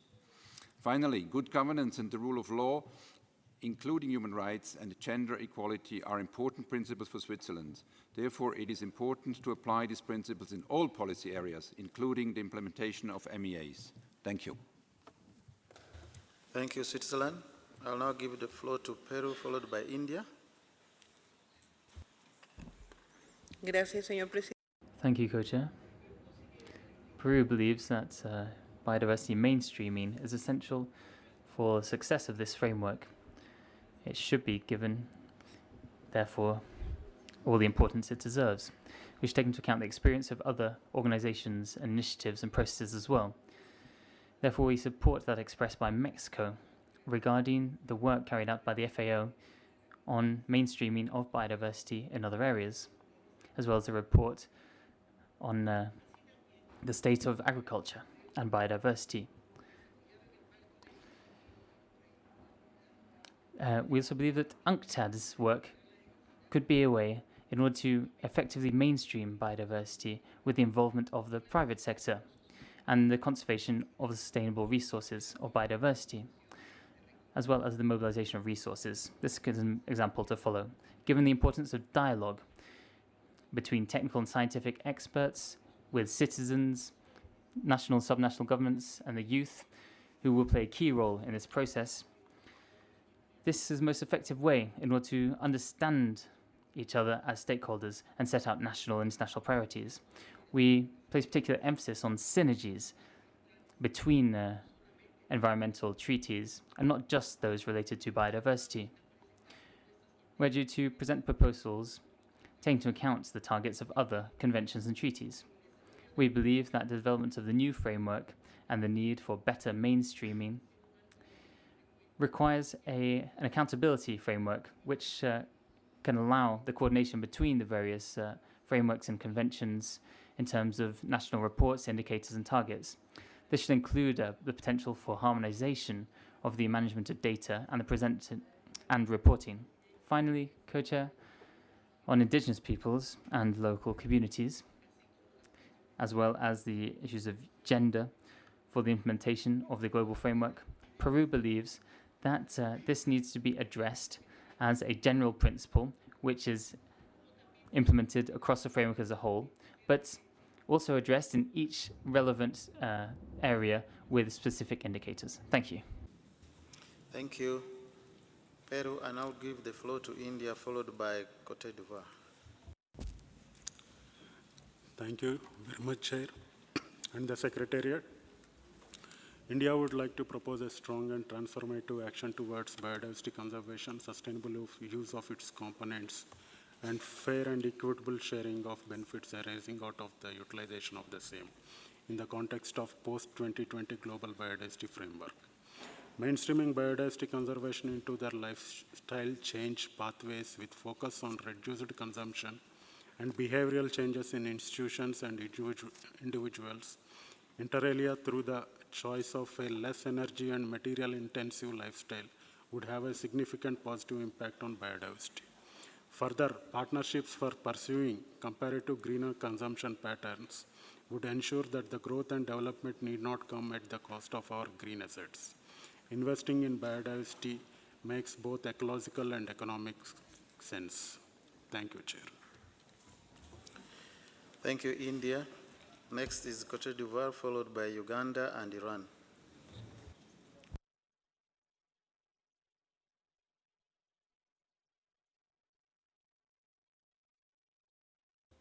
Give the floor to Cote d'Ivoire. OK. Merci, Monsieur le Président. Thank you, Co-Chair. Cote d'Ivoire supports the position of Africa as delivered by Chad. We want to place an emphasis on gender and youth and the role of local authorities. For us, the issue of gender, in particular the involvement of women, is essential for the effective and efficient implementation of this new framework. That is why we need to include measurements, indicators, approaches, activities and objectives that are specific and clear. Co-chairs, Cote d'Ivoire believes that living in harmony with nature also requires us to mobilize all stakeholders in order to make relevant decisions. In this context, the involvement of the youth should be made more specific within the new biodiversity framework for the post-2020 period. In general, those that feel disaffected can become a danger or a parasite. The youth are also the generation of today and tomorrow. It's now that we have to give them greater responsibility. Co-chairs, we believe that another stakeholder should also be taken into account, and that is territorial authorities. Often, resources within local areas will decide, or will be decided by those authorities. The sustainable management of biodiversity within those local authorities then also needs to be analysed. Thank you. Thank you, Cote d'Ivoire. I now have Uganda, Iran, and Bolivia. Uganda, you have the floor. Thank you, Chair. Uganda aligns with the statement made by Chad on behalf of Africa. Mainstreaming is an essential element in the achievement of the transformation we expect in the post-2020 global biodiversity framework. Mainstreaming should aim at reaching the heart of decision-making at national level in order to have the anticipated impact. Hence, capacity is needed in the application of tools that can facilitate mainstreaming across sectors, some innovative ones of which include natural capital accounting, biodiversity offsets, and ecosystem assessment. We should expect by this intervention that all sectors will consider biodiversity part and parcel, and indeed the core of their existence. Synergies with other biodiversity-related conventions and any other conventions that have some impact on biodiversity is crucial to the realization of a robust post-2020 framework. In this respect, it is important to seek and consolidate partnerships with relevant organizations in country and at the international level in the development and implementation of the framework. The involvement of various stakeholders, both custodians and users of biological resources, as well as policy and decision makers, and those who may influence natural resource management, is crucial for a successful post-2020 biodiversity framework. In particular, it is important to involve and engage with academic and research institutions, subnational and local authorities, civil society, private sector, IPLCs, women and youth. Intergenerational and intragenerational equity in resource use and management is an equally important consideration in regard to this aspect, especially since these stakeholders all make a unique contribution to the three objectives of the convention. Finally, we would be happy if this cluster was called by another name, not cross-cutting, as this term has tended to be misused. In view of the elements of this cluster, we think that perhaps something like implementation elements is a good enough title for the cluster. Thank you, Chair. Thank you, Uganda. I now give the floor to Iran, followed by Bolivia. Mr. Co-Chairs, when we are going to develop the post-2020 global biodiversity framework, it clearly means that not only we are looking at the present generation, but also we are targeting our future generations. Who are the future generations? Today's children will be the next generation of people who will be in charge of managing and dealing with biodiversity. Following this line of thought, the Islamic Republic of Iran believes that special attention should be paid to recognize children formally as agents of change and to reward and encourage their contribution to a better future of biodiversity.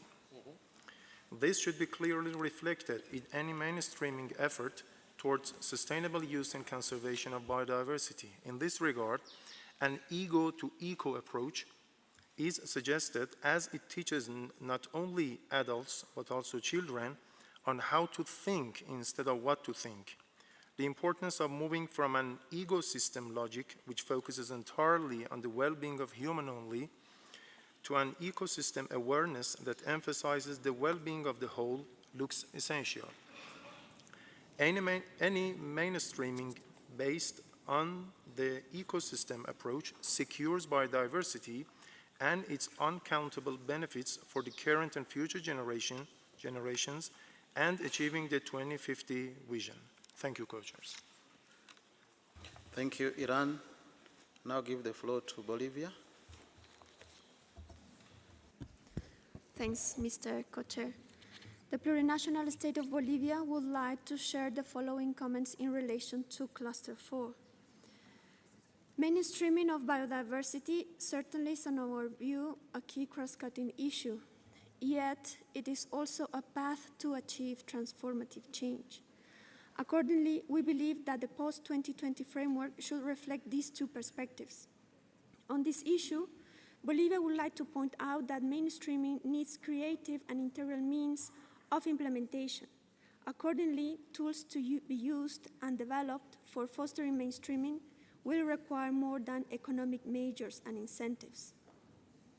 Continuing with mainstreaming, Bolivia is the opinion that when defining targets and indicators, multifunctional and multipurpose production systems deserve special attention. For instance, in the agricultural and forestry sector, in our view, this referred to biodiverse systems such as agroforestry, agro-silvopastoral production, and others based on agroecological principles and practices. On this regard, we agree with UN University on including in the post-2020 framework the landscape approach, particularly in relation to the targets and indicators for the second and the third objectives of the Convention. The landscape approach becomes relevant considering that the period of implementation of the post-2020 framework coincides with the UN Decade of Ecosystem Restoration. On synergies, we fully agree on the post-2020 framework that builds and strengthens synergies with other biodiversity-related conventions, mainly with those addressing sustainable use, and have provisions related to or are influenced by ABS. In relation to IPLCs, gender and women, and youth and intergenerational equity, we believe that their inclusion in the process and outcomes of the post-2020 framework need to be an overarching elements as principles, but also as specific targets and indicators. Finally, and specifically on IPLCs, Bolivia is the opinion that it is relevant to acknowledge their collective action to the conservation and sustainable use of biological diversity. We believe that this is part of our historical and present responsibility towards indigenous peoples and local communities. Thank you. Thank you, Bolivia. I now have the final list of parties here on the screen: Paraguay, Namibia, China, Togo, Philippines, Grenada, and Colombia. After that, we will then go to organizations to take the floor. So the floor is now given to Paraguay.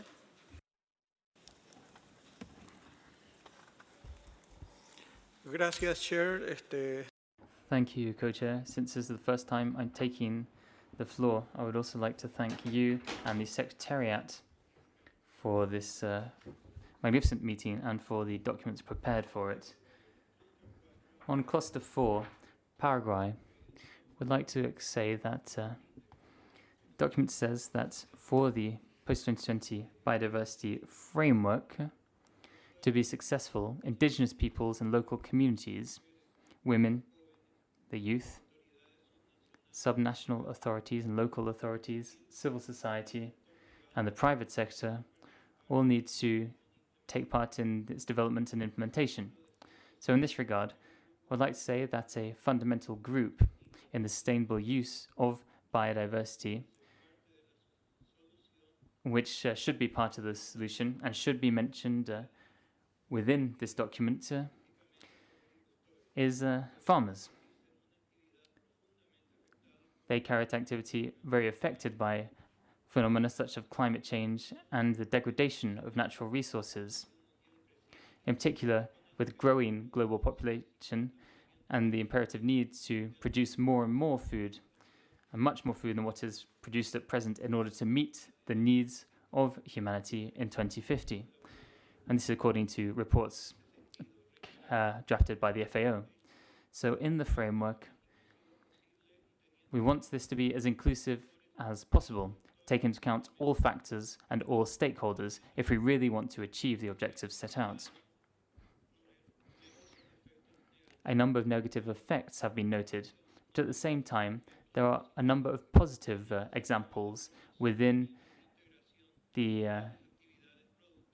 development of productive activities such as agriculture, in recovering and maintaining biodiversity, these should also be taken into account within the framework. Areas of focus in the future have to be practical, with clearly defined targets, and with proposals based on science. This so we can have an effective contribution.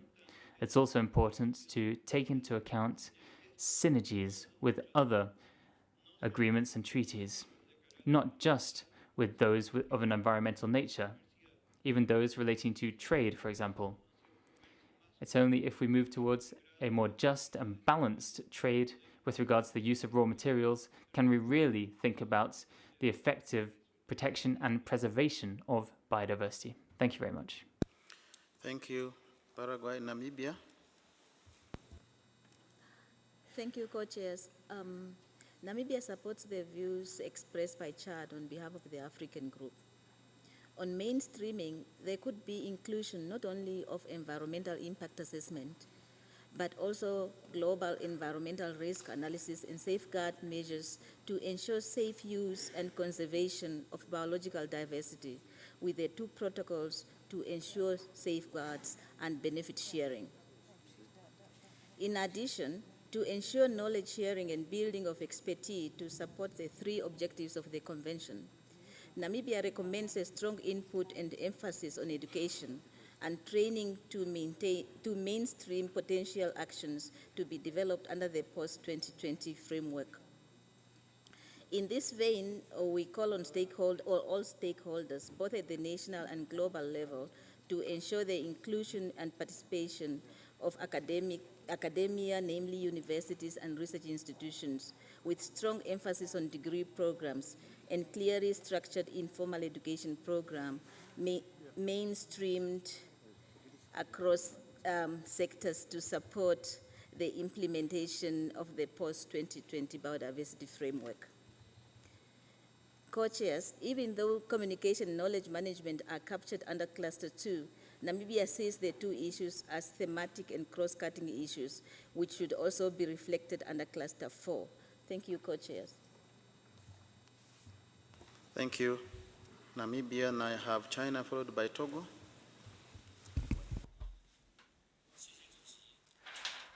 Thank you, Co-Chair. Regarding cross-cutting issues, I would like to make 3 comments. First, biodiversity mainstreaming is an important step to improve the implementation of the post-2020 framework. China supports the framework to continue to promote the mainstreaming process.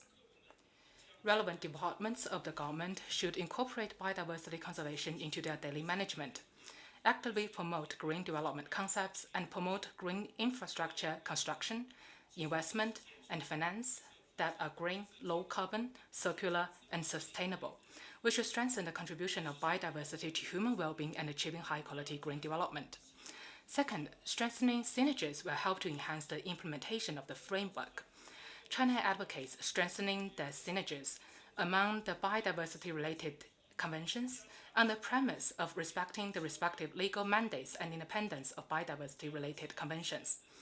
Nature-based solutions should serve as a bridge between UNFCCC and CBD, which will promote synergies under the biodiversity coordination mechanism and to jointly promote the implementation of the framework. Third, building partnerships is an important measure to help achieve the goals and targets of the framework. Parties are the main force in the implementation of the framework, and NBSAP, NGOs, IPLC, business and youth, are cooperation partners of state parties, and they make voluntary commitments and contribute to the implementation of the framework and NBSAP. Thank you, Co-Chair. Thank you, China. Togo. Merci, Monsieur le... Thank you, Co-Chair. Togo supports the statement made by Chad on behalf of the African Group and would like to place particular emphasis on issues relating to mainstreaming of biodiversity and preserving natural resources. Togo also welcomes the statement made by Switzerland. We know that mainstream biodiversity is not just related to the 2020 framework. In fact, this was raised by COP13 in 2016, is clearly mentioned in the Cancun Declaration. So all sectors need to take into account biodiversity given its impact. The issue is how to mainstream biodiversity across sectors. Well, we need new environmental governance which is coherent, where each sector determines how it takes into account biodiversity and development of its sector.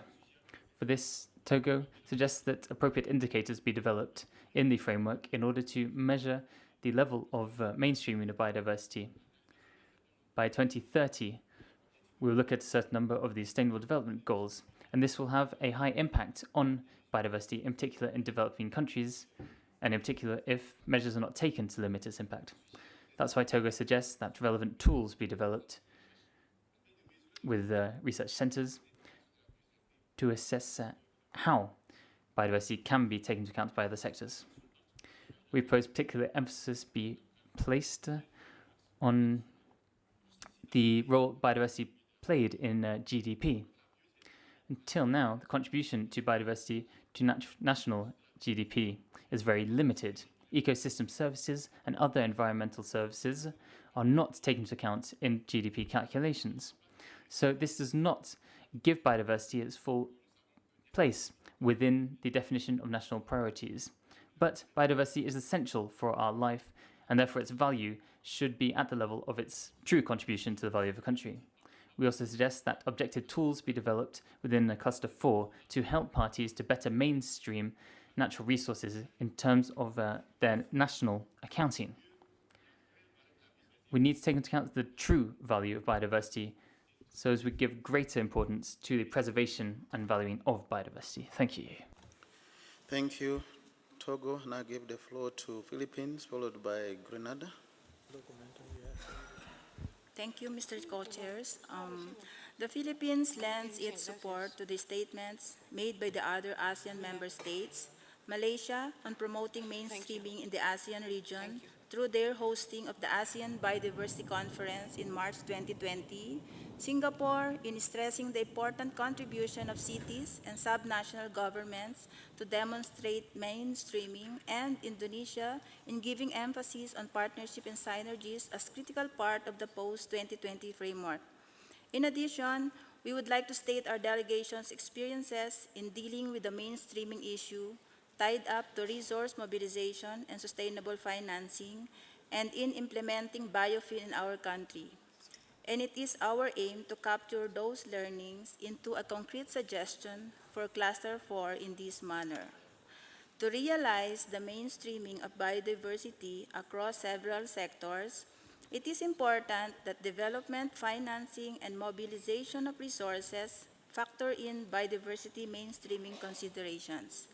This means that funding for sectoral activities should be comprehensive and holistic enough to contribute to achieving biodiversity targets as well. Lastly, Mr. Chair, the Philippines welcomes and appreciates the work of the Informal Advisory Group on Mainstreaming. Thank you. Thank you, Philippines. I now have the final list of 3 countries for parties. This is Grenada, Colombia, and Cameroon. Grenada, you have the floor. Co-chairs, with regard to Cluster 4, or implementation elements or implementation instruments, Grenada has 3 points on the structure and scope to share. Firstly, mainstreaming is central to successful implementation and is a key ingredient to achieving transformational change. Secondly, we greatly support synergies with other biodiversity-related conventions for maximizing use of limited and valued resources and ensuring positive outcomes, and also those instruments which have impacts on biodiversity. For example, in Grenada's context, the LBS protocol, which is a regional protocol on land-based sources of pollution. Finally, Mr. Chair, with regard to IPLCs and youth, Grenada feels that fostering local community involvement to support and maintain good stewardship and sustainable use of biodiversity is essential. We welcome these elements as key to implementation, and we need implementation. Biodiversity momentum is gaining now, and we must bend the curve quickly. Thank you. Thank you, Grenada. Colombia, you have the floor. Muchas gracias, señor copresidente. Thank you very much, Co-Chair.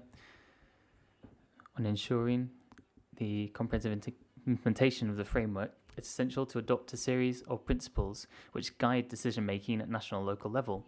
These principles constitute a sine qua non condition in order to ensure tangible results. We highlight the importance of strengthening the role played by Indigenous peoples and local communities in moving forwards the agendas of gender and biodiversity, empowering youth, and establishing indicators and concrete measures in order to strengthen the mainstreaming of biodiversity and continuing efforts to ensure that global framework can be a lighthouse, guiding decisions and driving forward synergies with other conventions. On that set out in the working document, Colombia believes that there's one fundamental element lacking for an impact on the values and mentality of stakeholders involved in the conservation and sustainable use of biodiversity. That is transformational change. Co-chairs, transformational change is not just a goal, but it's a political call for momentum in the future. We need more scientific and technical knowledge in order to address the underlying issues of loss of biodiversity. It's the responsibility of the parties of CBD to have political will in order to adopt a series of actions to set about this change.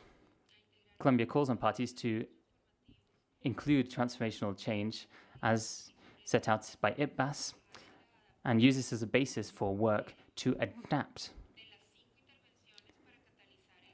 the 5 changes to catalyze change in line with the various texts and national documents. For Colombia, we are convinced of the importance of transitions towards sustainability in ecosystem services. We're currently carrying out an analysis focus in order to identify landscapes within our national territory and how these work with various local communities and populations in terms of their style of life, productive activities which have an impact. Often these are not known. We need to change the decision-making process and taking this into account at local level. If we do this, we'll be able to put in place agreements which can generate more sustainability. Transformational change then can be possible, but it requires the will and work of the parties. The first step is to recognize that it's a fundamental step in order to move forwards in the right direction. Thank you very much. Thank you, Colombia. Cameroon? Mr. Thank you. Cameroon joins the others to align with the Africa position presented here by Chad.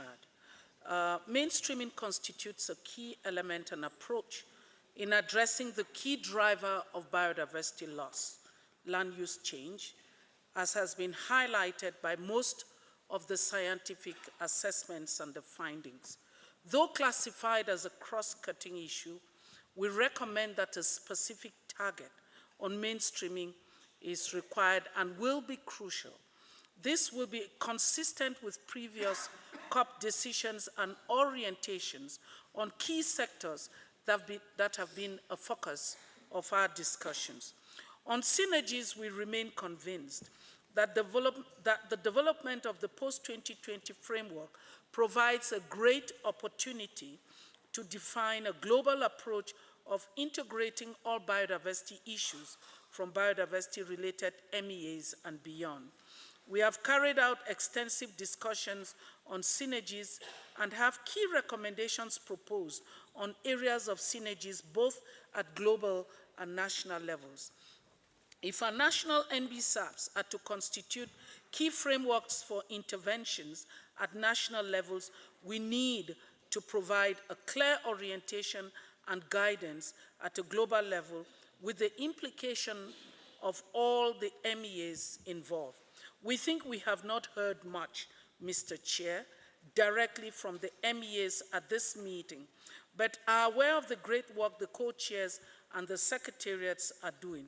We look forward to having the MEAs play a key role within the open-ended working group discussions here, bringing other national focal points from MEAs to a joint dialogue, for example, will be very and highly useful. Implementing the global action plan for the CBD has been a major challenge. We are looking forward to the integration of gender priorities into the post-2020 framework in a manner that will enable us to assess our performance on the extent to which women and young girls are empowered as key actors in conservation and sustainable use efforts, as well as the extent to which the benefits are shared fairly with women and young girls. Thank you very much. Thank you, Cameroon. Dear delegates, that now brings us to the end of the interventions by parties. Thank you so much for your interventions. We shall now give the floor to organizations. I have 9 of them. Microphone 283, you have to identify yourself. IPLC, Youth, World Bank, UNUIAS, NGO 241, NGO 244, NGO 239, and NGO 242. So I give the floor to microphone number 283. Thank you, Chair. This statement is on behalf of World Animal Net, Compassion in World Farming and Born Free Foundation. We welcome consideration of this cluster and its inclusion of partnerships and synergies. With regard to partnerships and synergies, we hope that this will also include breaking out of CBD silos to cooperate with other related policy streams.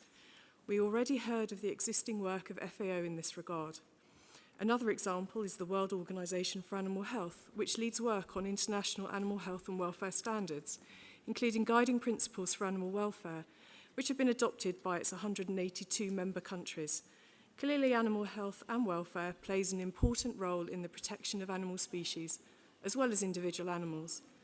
There is increasing evidence across a wide range of academic disciplines that animal welfare and conservation are intrinsically linked to human health, prosperity, and well-being. We believe that these issues should be given due consideration and acknowledged as a catalyst for both biodiversity protection and sustainable development, and therefore be an integral part of the discussions on the post-2020 Global Biodiversity Framework. We can and should also draw upon the work of other biodiversity-related conventions, including the Convention on the Conservation of Migratory Species of Wild Animals, which has established a working group dedicated to examining how animal culture, social complexity, and social learning contribute to conservation. CITES also addresses several wildlife welfare and health issues.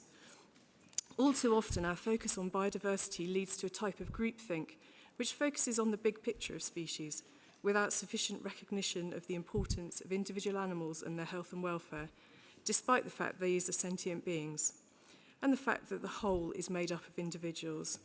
This is another silo, a silo of the mind. Thank you, Chair.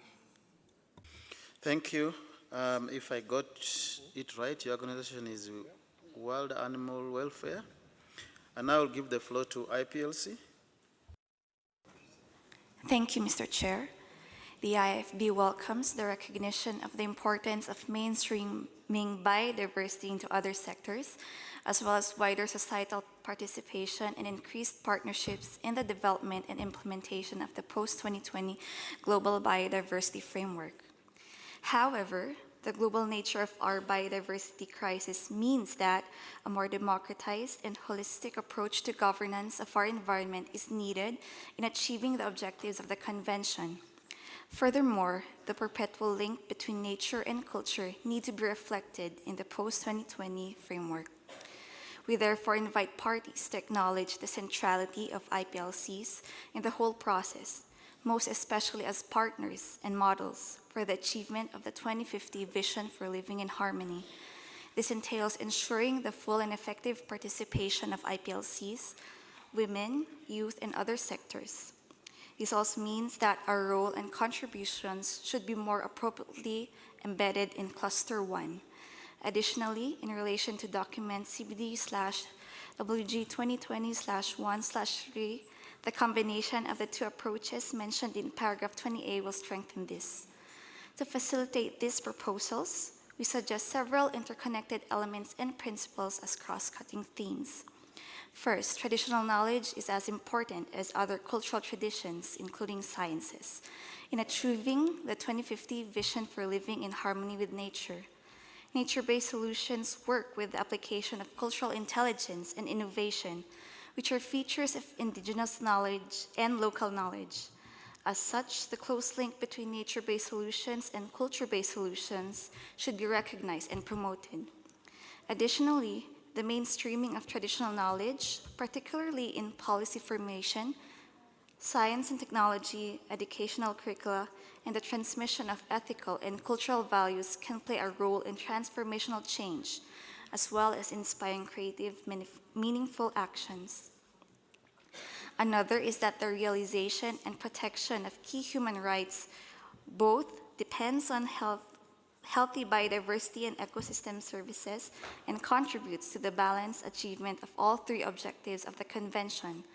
For IPLCs, this means the recognition and protection of inherent rights to self-determination and to their land, territories, and resources. As such, a human rights-based approach is an important element and would also help harmonize synergies between the Convention and other international instruments, such as the SDGs, UNFCCC, and the UNDRIP. Furthermore, a human rights-based approach will be necessary in ensuring the effective mainstreaming of biodiversity into other sectors that impact it, especially those that impact IPLC's land, territories, and resources. Lastly, capacity building and appropriate technology transfer for effective engagement of and with IPLCs should be ensured so that all of the above are consistently followed throughout the development and implementation of the post-2020 Global Biodiversity Framework. Thank you, Mr. Chair. Thank you, IPLC. The floor is now given to youth.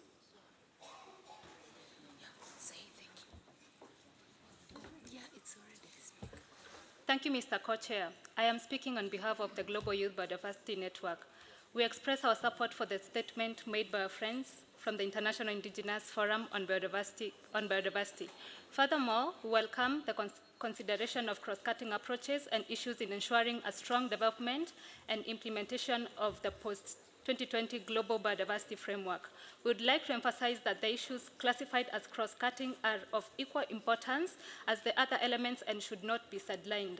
This should mean that all the elements listed in this category are reflected strongly and explicitly in the appropriate goals, targets, and indicators, including concrete measures for implementation and adequate provision of resources for these issues across the framework's planning and implementation. The framework should not only advocate our engagement on paper, but also advocate for parties and partners to invest in building capacity to ensure the full and effective participation of youth, IPLCs, women, and other marginalized groups in its implementation by promoting formal and non-formal education, financial access awareness, and skills development among them. We would propose to include the principle of intergenerational equity as an additional cross-cutting issue, and we thank all parties and observers who have expressed their support already. Intergenerational equity is the principle that ensures inclusiveness and addressing equity both horizontally, that's within the present generations, and vertically between the present and future generations. Thank you, Co-Chair. Thank you, youth. I now give the floor to World Bank, followed by UNU. Thank you, co-chairs. The measurement of the impacts of human actions on biodiversity and ecosystem services and the measurement of the contributions of biodiversity to livelihoods and national economies are key to increase the attention of key decision makers like ministers of finance and ministers of planning.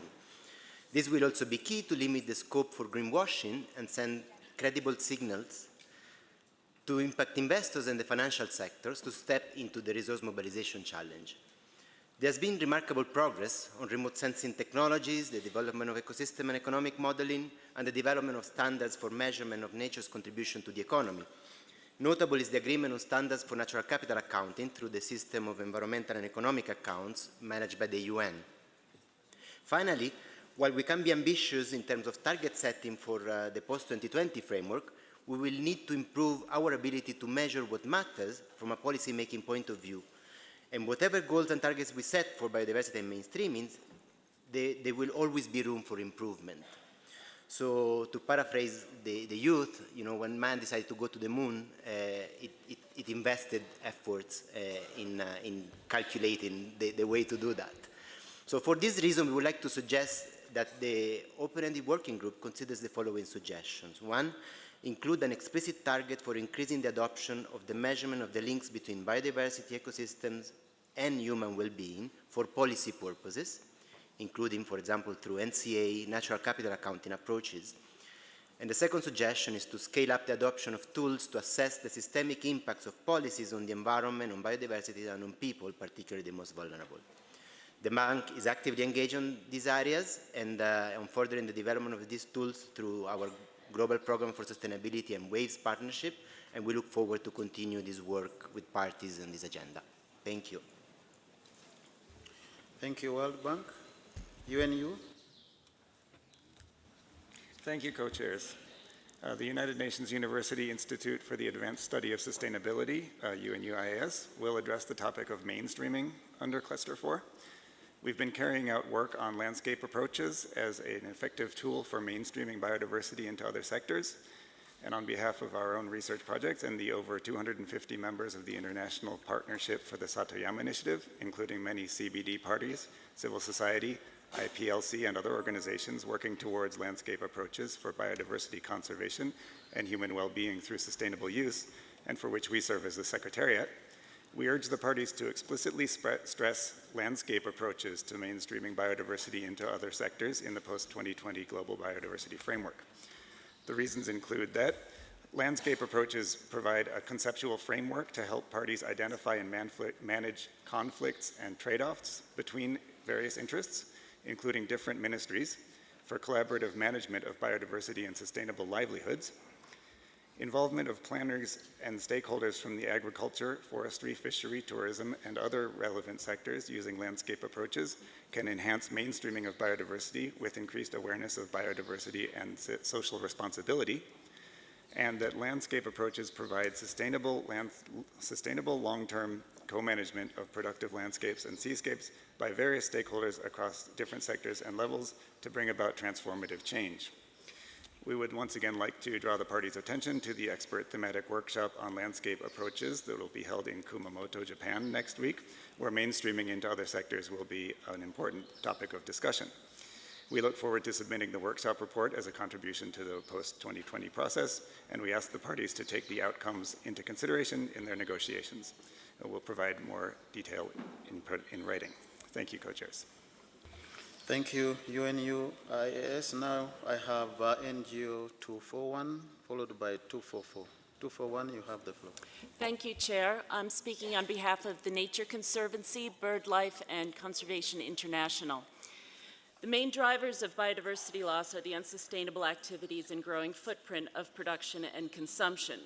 Despite much discussion and study, to date, these drivers have been inadequately addressed by the CBD through its mainstreaming agenda. In order to make mainstreaming effective, the post-2020 framework must provide clear modalities and actions for these sectors and embed them securely within its target and accountability framework. Mainstreaming should not be buried in other goals or be secondary in our strategic thinking as a cross-cutting element. It should be the main transformative element of the post-2020 framework. Mainstreaming should be defined around specific actions that should be taken in key sectors such as infrastructure, resource extraction, agriculture, fisheries, and urbanization to reduce impacts on biodiversity loss. The government ministries overseeing these production sectors should be accountable for the delivery of the post-2020 targets. While protection and safeguarding of biodiversity is the competency of the environmental ministries, a whole-of-government approach is necessary to deliver on any strategy that hopes to slow the biodiversity crisis. We would very much encourage parties to start discussions at capitals with other sectoral ministries on their contributions to the post-2020 biodiversity agenda to create the political space to negotiate these outcomes in the open-ended working group. The success of this endeavor is, of course, directly tied to the resource mobilization agenda as well. Cross-sectoral and cross-government engagement in biodiversity outcomes would help to elevate biodiversity and living in harmony with nature as a national priority and help provide the needed political and financial support to achieve the 2050 vision. Thank you. Thank you, Nature Conservancy and BirdLife International. Now give the floor to microphone number 244. Please identify yourself. Yes, thank you, Chair. This statement is on behalf of the Global ICCA Consortium, the Global Forest Coalition, Friends of the Earth International, World Animal Net, Natural Justice, ActionAid, and Forest Peoples Program. At COP14, parties agreed that the post-2020 process should be participatory, inclusive, comprehensive, gender-responsive, and transformative. In order to be truly transformative, the post-2020 framework must address the drivers of biodiversity loss and the financial investment and legal systems that enable them. This includes reforming perverse incentives and so-called regulatory frameworks that legalize biodiversity destruction for financial gain. These systems have to be upgraded for the 21st century and beyond. They are woefully inadequate to deal with the current environmental and social justice crisis we are facing. Second, the approach taken so far to the mainstreaming debate places too much emphasis on private sector priorities and mechanisms. As long as their core businesses depend on exploitation of biodiversity and nature, corporations' interests will always conflict with the best interests of people and the planet. The post-2020 framework is a multilateral instrument that must halt industrial drivers of biodiversity loss. We cannot afford to negotiate with the private sector as well. Third, we do not have to remind ourselves that all human beings depend on the environments in which we live. A safe, clean, healthy, and sustainable environment is integral to human rights, and protecting human rights helps to protect the environment. A group of UN experts recently warned that the unprecedented rates of erosion, species extinction, and biodiversity loss severely threatens both present and future generations. They stated that failing to protect biodiversity can constitute a violation of the right to a healthy environment, which is legally recognized by 155 states. Fourth, we are deeply concerned about the growing threats to and attacks on indigenous peoples, local communities, and others who are risking their lives to protect and defend nature. We urge parties to include a specific commitment in the post-2020 framework as part of efforts to implement the UN Environment's policy on environmental defenders. Finally, we agree with the co-chair's note that indigenous peoples and local communities, women and youth, and civil society will play an essential role in achieving the post-2020 framework. However, the document currently identifies these groups as mere stakeholders. We request the co-chairs and parties to ensure that there's a clear distinction in the document between rights holders and stakeholders more broadly. We look forward to continuing to engage in these crucial issues. Thank you, Mr. Chair. Thank you. Your timing is superb. Either you realize you're about to just get off it and you put it there. Thank you so much. Now let's go to microphone number 239, and last we shall have from 242. Thank you, Co-Chair. My statement is on behalf of the International Collective in Support of Fish Workers, Masifundise, and the Traditional Fisherfolk Union of Indonesia. On cross-cutting approaches and issues in Cluster 4, we welcome the mainstreaming of conservation and sustainable use of marine and coastal biodiversity in an inclusive ocean economy. These marine and coastal ecosystems sustain the livelihoods and cultures of indigenous people and local communities, while also ensuring food and nutritional security for all of us. Consequently, we urge parties to fill the gaps in all the Aichi targets on aquatic, marine, and coastal biodiversity and build on these for the post-2020 Global Biodiversity Framework. This will also require an expansion of the Convention's program of work on marine and coastal biodiversity to include increasing pressures from coastal and maritime economic sectors. This will better capture the interface between terrestrial and marine ecosystems and address drivers of biodiversity loss such as coastal infrastructural development, pollutant and nutrient runoffs, sand dredging, and large-scale fisheries and aquaculture. We acknowledge the efforts by parties to protect this biodiversity, including through area-based conservation measures, but as we know, this is not enough. These areas are not evenly distributed and don't ensure sustainable use outside their limits. More importantly, they do not fully acknowledge the customary rights of IPLCs over their lands, forests, and waters. This has grave implications on the socio-economic and cultural interests of IPLCs engaged in small-scale artisanal fisheries. We fully support the statement by Brazil and others stating that the post-2020 framework should be aligned with Agenda 2030 on sustainable development, and by Costa Rica that human rights are essential to well-being. Given that the Sustainable Development Goals are interlinked and indivisible, we urge parties to pursue all three objectives of the Convention, namely conservation, sustainable use, and equitable sharing of benefits of biodiversity. In line with SDG 14B, preferential access for small-scale artisanal fisheries to marine resources and the elimination of harmful subsidies would meet all these objectives in the marine realm.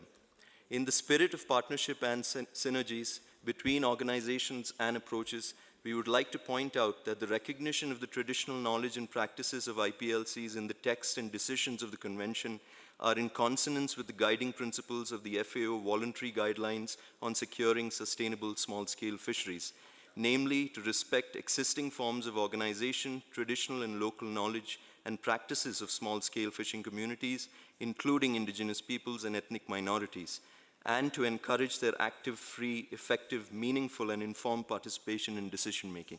Thank you. Thank you for your intervention. Now, microphone to NGO 242. Thank you, Mr. Chair. This is a statement on behalf of Friends of the Earth International, La Via Campesina, and the International Planning Committee for Food Sovereignty. As mainstreaming is part of this cluster, we wish to use the opportunity to raise some concerns on the development of this issue. There is a considerable overlap of the work between the post-2020 working group and the informal advisory group on mainstreaming biodiversity, which will provide in a long-term vision on mainstreaming. The post-2020 framework needs to define ways to halt biodiversity loss. Setting up a policy framework leading to stringent regulation to stop the drivers has to be an essential part of the post-2020 work. However, at the same time, the informal advisory group, the IAJ, is working on exactly the same drivers, but with a different take seemingly, as it seems to be very open to engaging business in the convention. We consider this a worrying evolution and are confused by the contradictions in these overlapping processes. The IAJ has been set up with a careful balance of participants over regions and relevant stakeholders, as is customary in the work established under the Convention.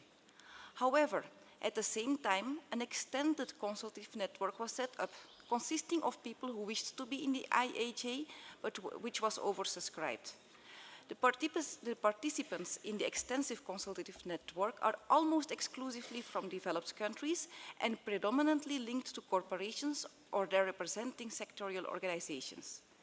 The extended network was told that its contributions were going to be taken into account on an equal basis as those of the IAJ. We have serious concerns about the lack of transparency in this arrangement and question whether it is acceptable at all. We see this lack of balance reflected in the draft outcomes of the IAJ, which has a significant openings to providing tools for business on their own terms, thereby discouraging policy change.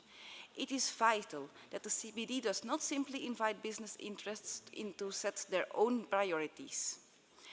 Truly mainstreaming biodiversity implies environment ministries will be treated on at least equal basis or being given even more weight than ministries that plan for development. In order to address current biodiversity crisis, we must change our development model based on the gross domestic process and unlimited growth. Business cannot be expected to lead on dismantling its own system for profit. Thank you, Mr. Chair. Thank you. Thank you, delegates. This now brings us to the end of the intervention on Cluster 4. I'll now hand over the microphone to my co-chair to give us the next course of action on this cluster. Agenda item, sorry. Thank you, Francis. We've heard a lot, and before we go any further, Francis and I have noted that there was a few questions about the progress on resource mobilization. And Francis and I felt you would benefit from hearing from the Secretariat a bit of an update on what was done and what is planned. So with your indulgence, I will pass the floor to the Secretariat to give us an update on this subject. Thank you.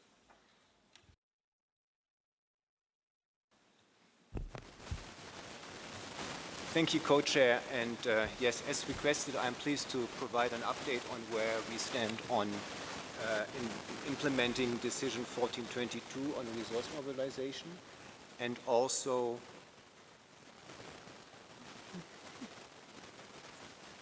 is the audio clear now?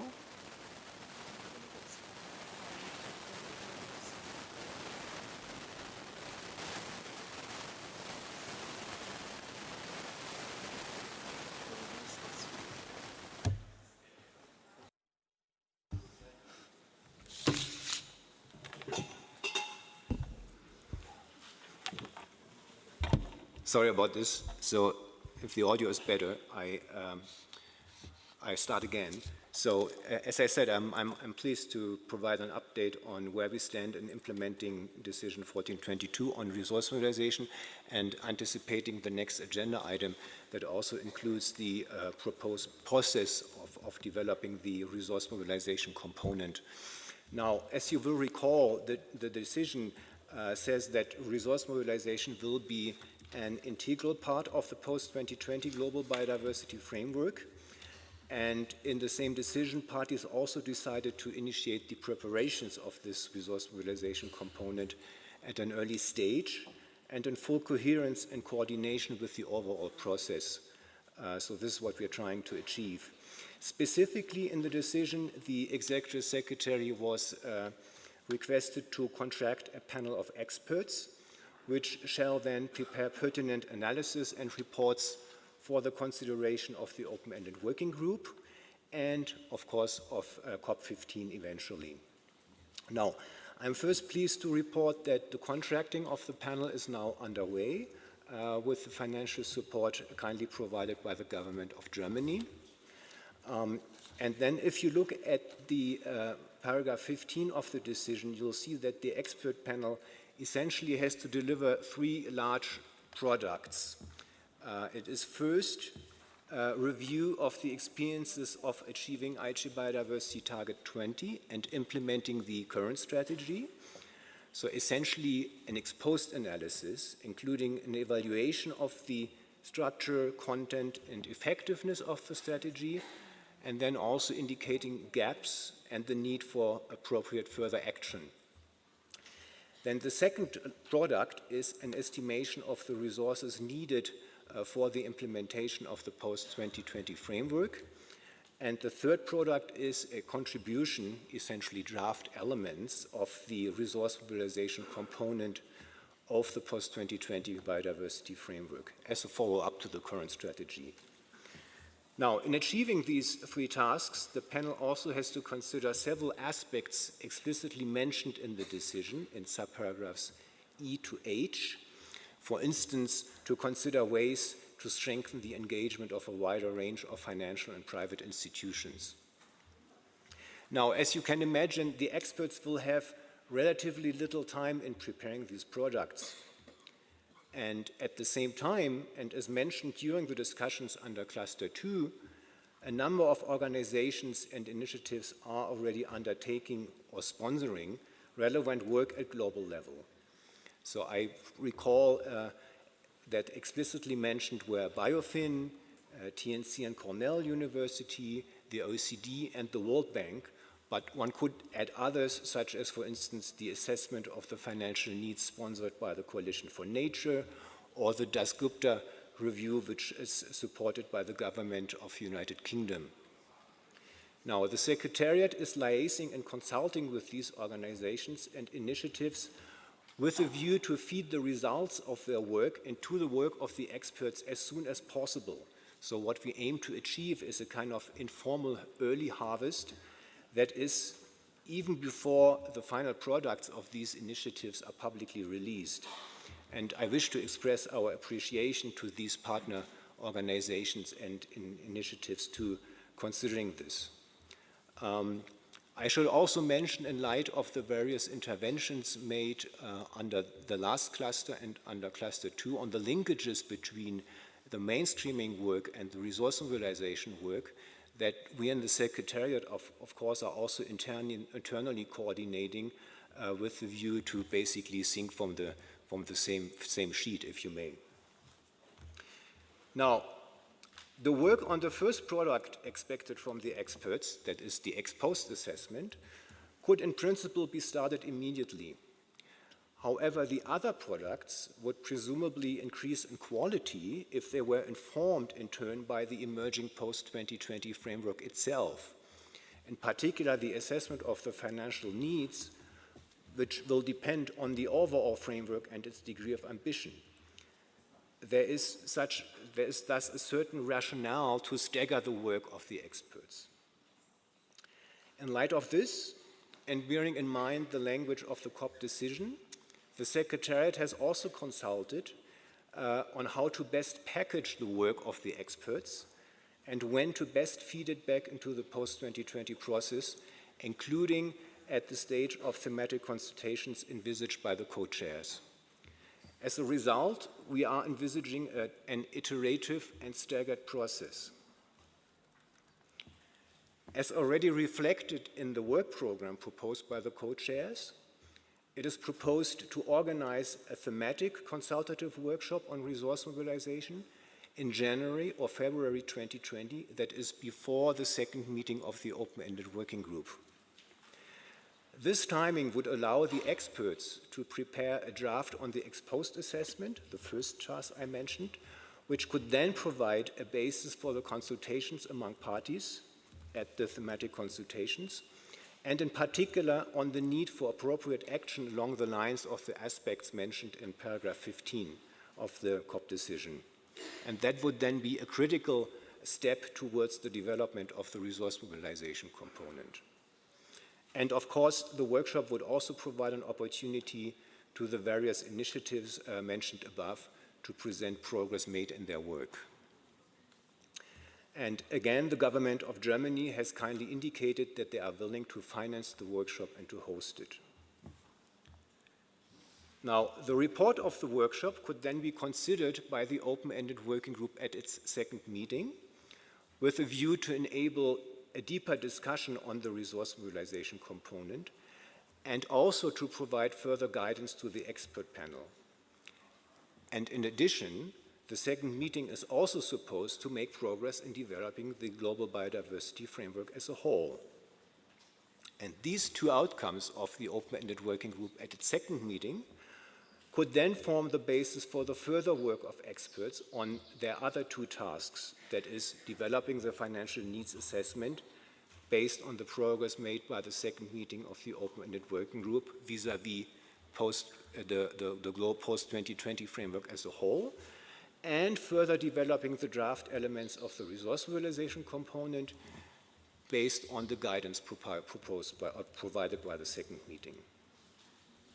Now, the results of this work by the expert panel could in principle be submitted directly to SPI 3 and subsequently the third meeting of the open-ended working group. However, there could be an opportunity for additional consultations, which we are currently exploring, and this is in line with the principle of efficiency adopted in Decision 1434 on the post-2020 process, that is to build on existing processes and taking advantage of opportunities to share views and build consensus. Now, the Biofin initiative of the UNDP and the OECD are already planning to organize a joint global workshop on resource mobilization in spring 2020. And this workshop essentially aims to bring together the experiences of Biofin countries with those of OECD members, but also the conceptual analytical work by the Biofin team and the OECD Secretariat undertaken at the global level. The workshop is planned to take place from 14th to 17th April 2020 in Paris, and the plan is to invite participants beyond the countries directly supported by Biofin and the OECD members, so as to create a truly global forum. And there is, in principle, a possibility to expand the workshop for another day and to thus create another opportunity to share views and build consensus among parties of the CBD. I should, of course, mention that this is still tentative, amongst other things, because this workshop still needs funding. However, should these issues be addressed, and should this idea be to the liking of parties, the organizations involved are certainly willing to go ahead with this planning. In closing, I also wish to mention that the expert panel will be contracted until the conclusion of COP15, and this would enable parties at the third meeting of the open-ended working group, should they identify a need, to provide further guidance to the expert panel regarding the finalization and refinement and finalization of their products for the consideration by COP15. Thank you. Thank you, Marcus and the Secretariat. That has been a useful brief. Delegates, there will be opportunity tomorrow during the work plan agenda item to further go toward this, but we wanted you to have this information tonight. Now, following the intervention we heard today and yesterday, we have decided to establish a discussion group so we can further discuss this item.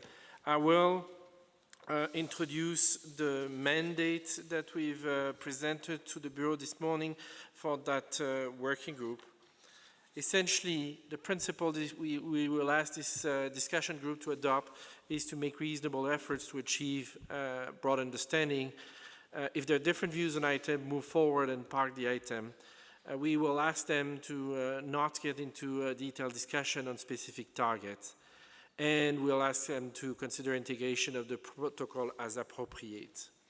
We were very happy to see that we found two very competent co-chair for this working group, Ms. Charlotta Sokvist from Sweden and Mr. Dilosharvo Dostor from Tajikistan. Many thanks for those two for taking on that important work. Turning now to the mandate of this working group, they will provide views on the vision, on the mission for 2030, on goals and targets, including hierarchy, enabling, indicators, accountability. So the full language of the term of reference has been discussed with the Bureau this morning and with the co-chairs, and they are moving forward.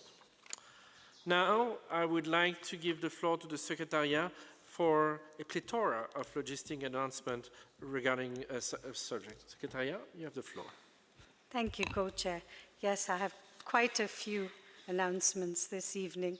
So, regarding the discussion group, it will meet in Conference Room 1. Conference Room 1 is across from here, just literally across from here is Conference Room 1, and it will meet promptly at 7 p.m. Please note that we will only have a limited time for this discussion group this evening. We will have to finish our discussions by 9 p.m. Because of security the campus closes, I guess, at 9 p.m. Dear delegates, I would also like to announce an event that is taking place tonight now, after closing of our evening session. UNEP is organizing a briefing on nature-based solutions. The event will start at 6:15, so in 20 minutes, in Conference Room 6. Conference Room 6 is down this way. The briefing will end by 7:15 to allow you to attend the discussion group which is scheduled to start at 7 p.m. Finally, because we are on the campus, we have requested that the cafeteria and the coffee shop remain open and available to you up to 9 o'clock. So the cafeteria and cafe on the main level will be open for you to purchase any food. Thank you.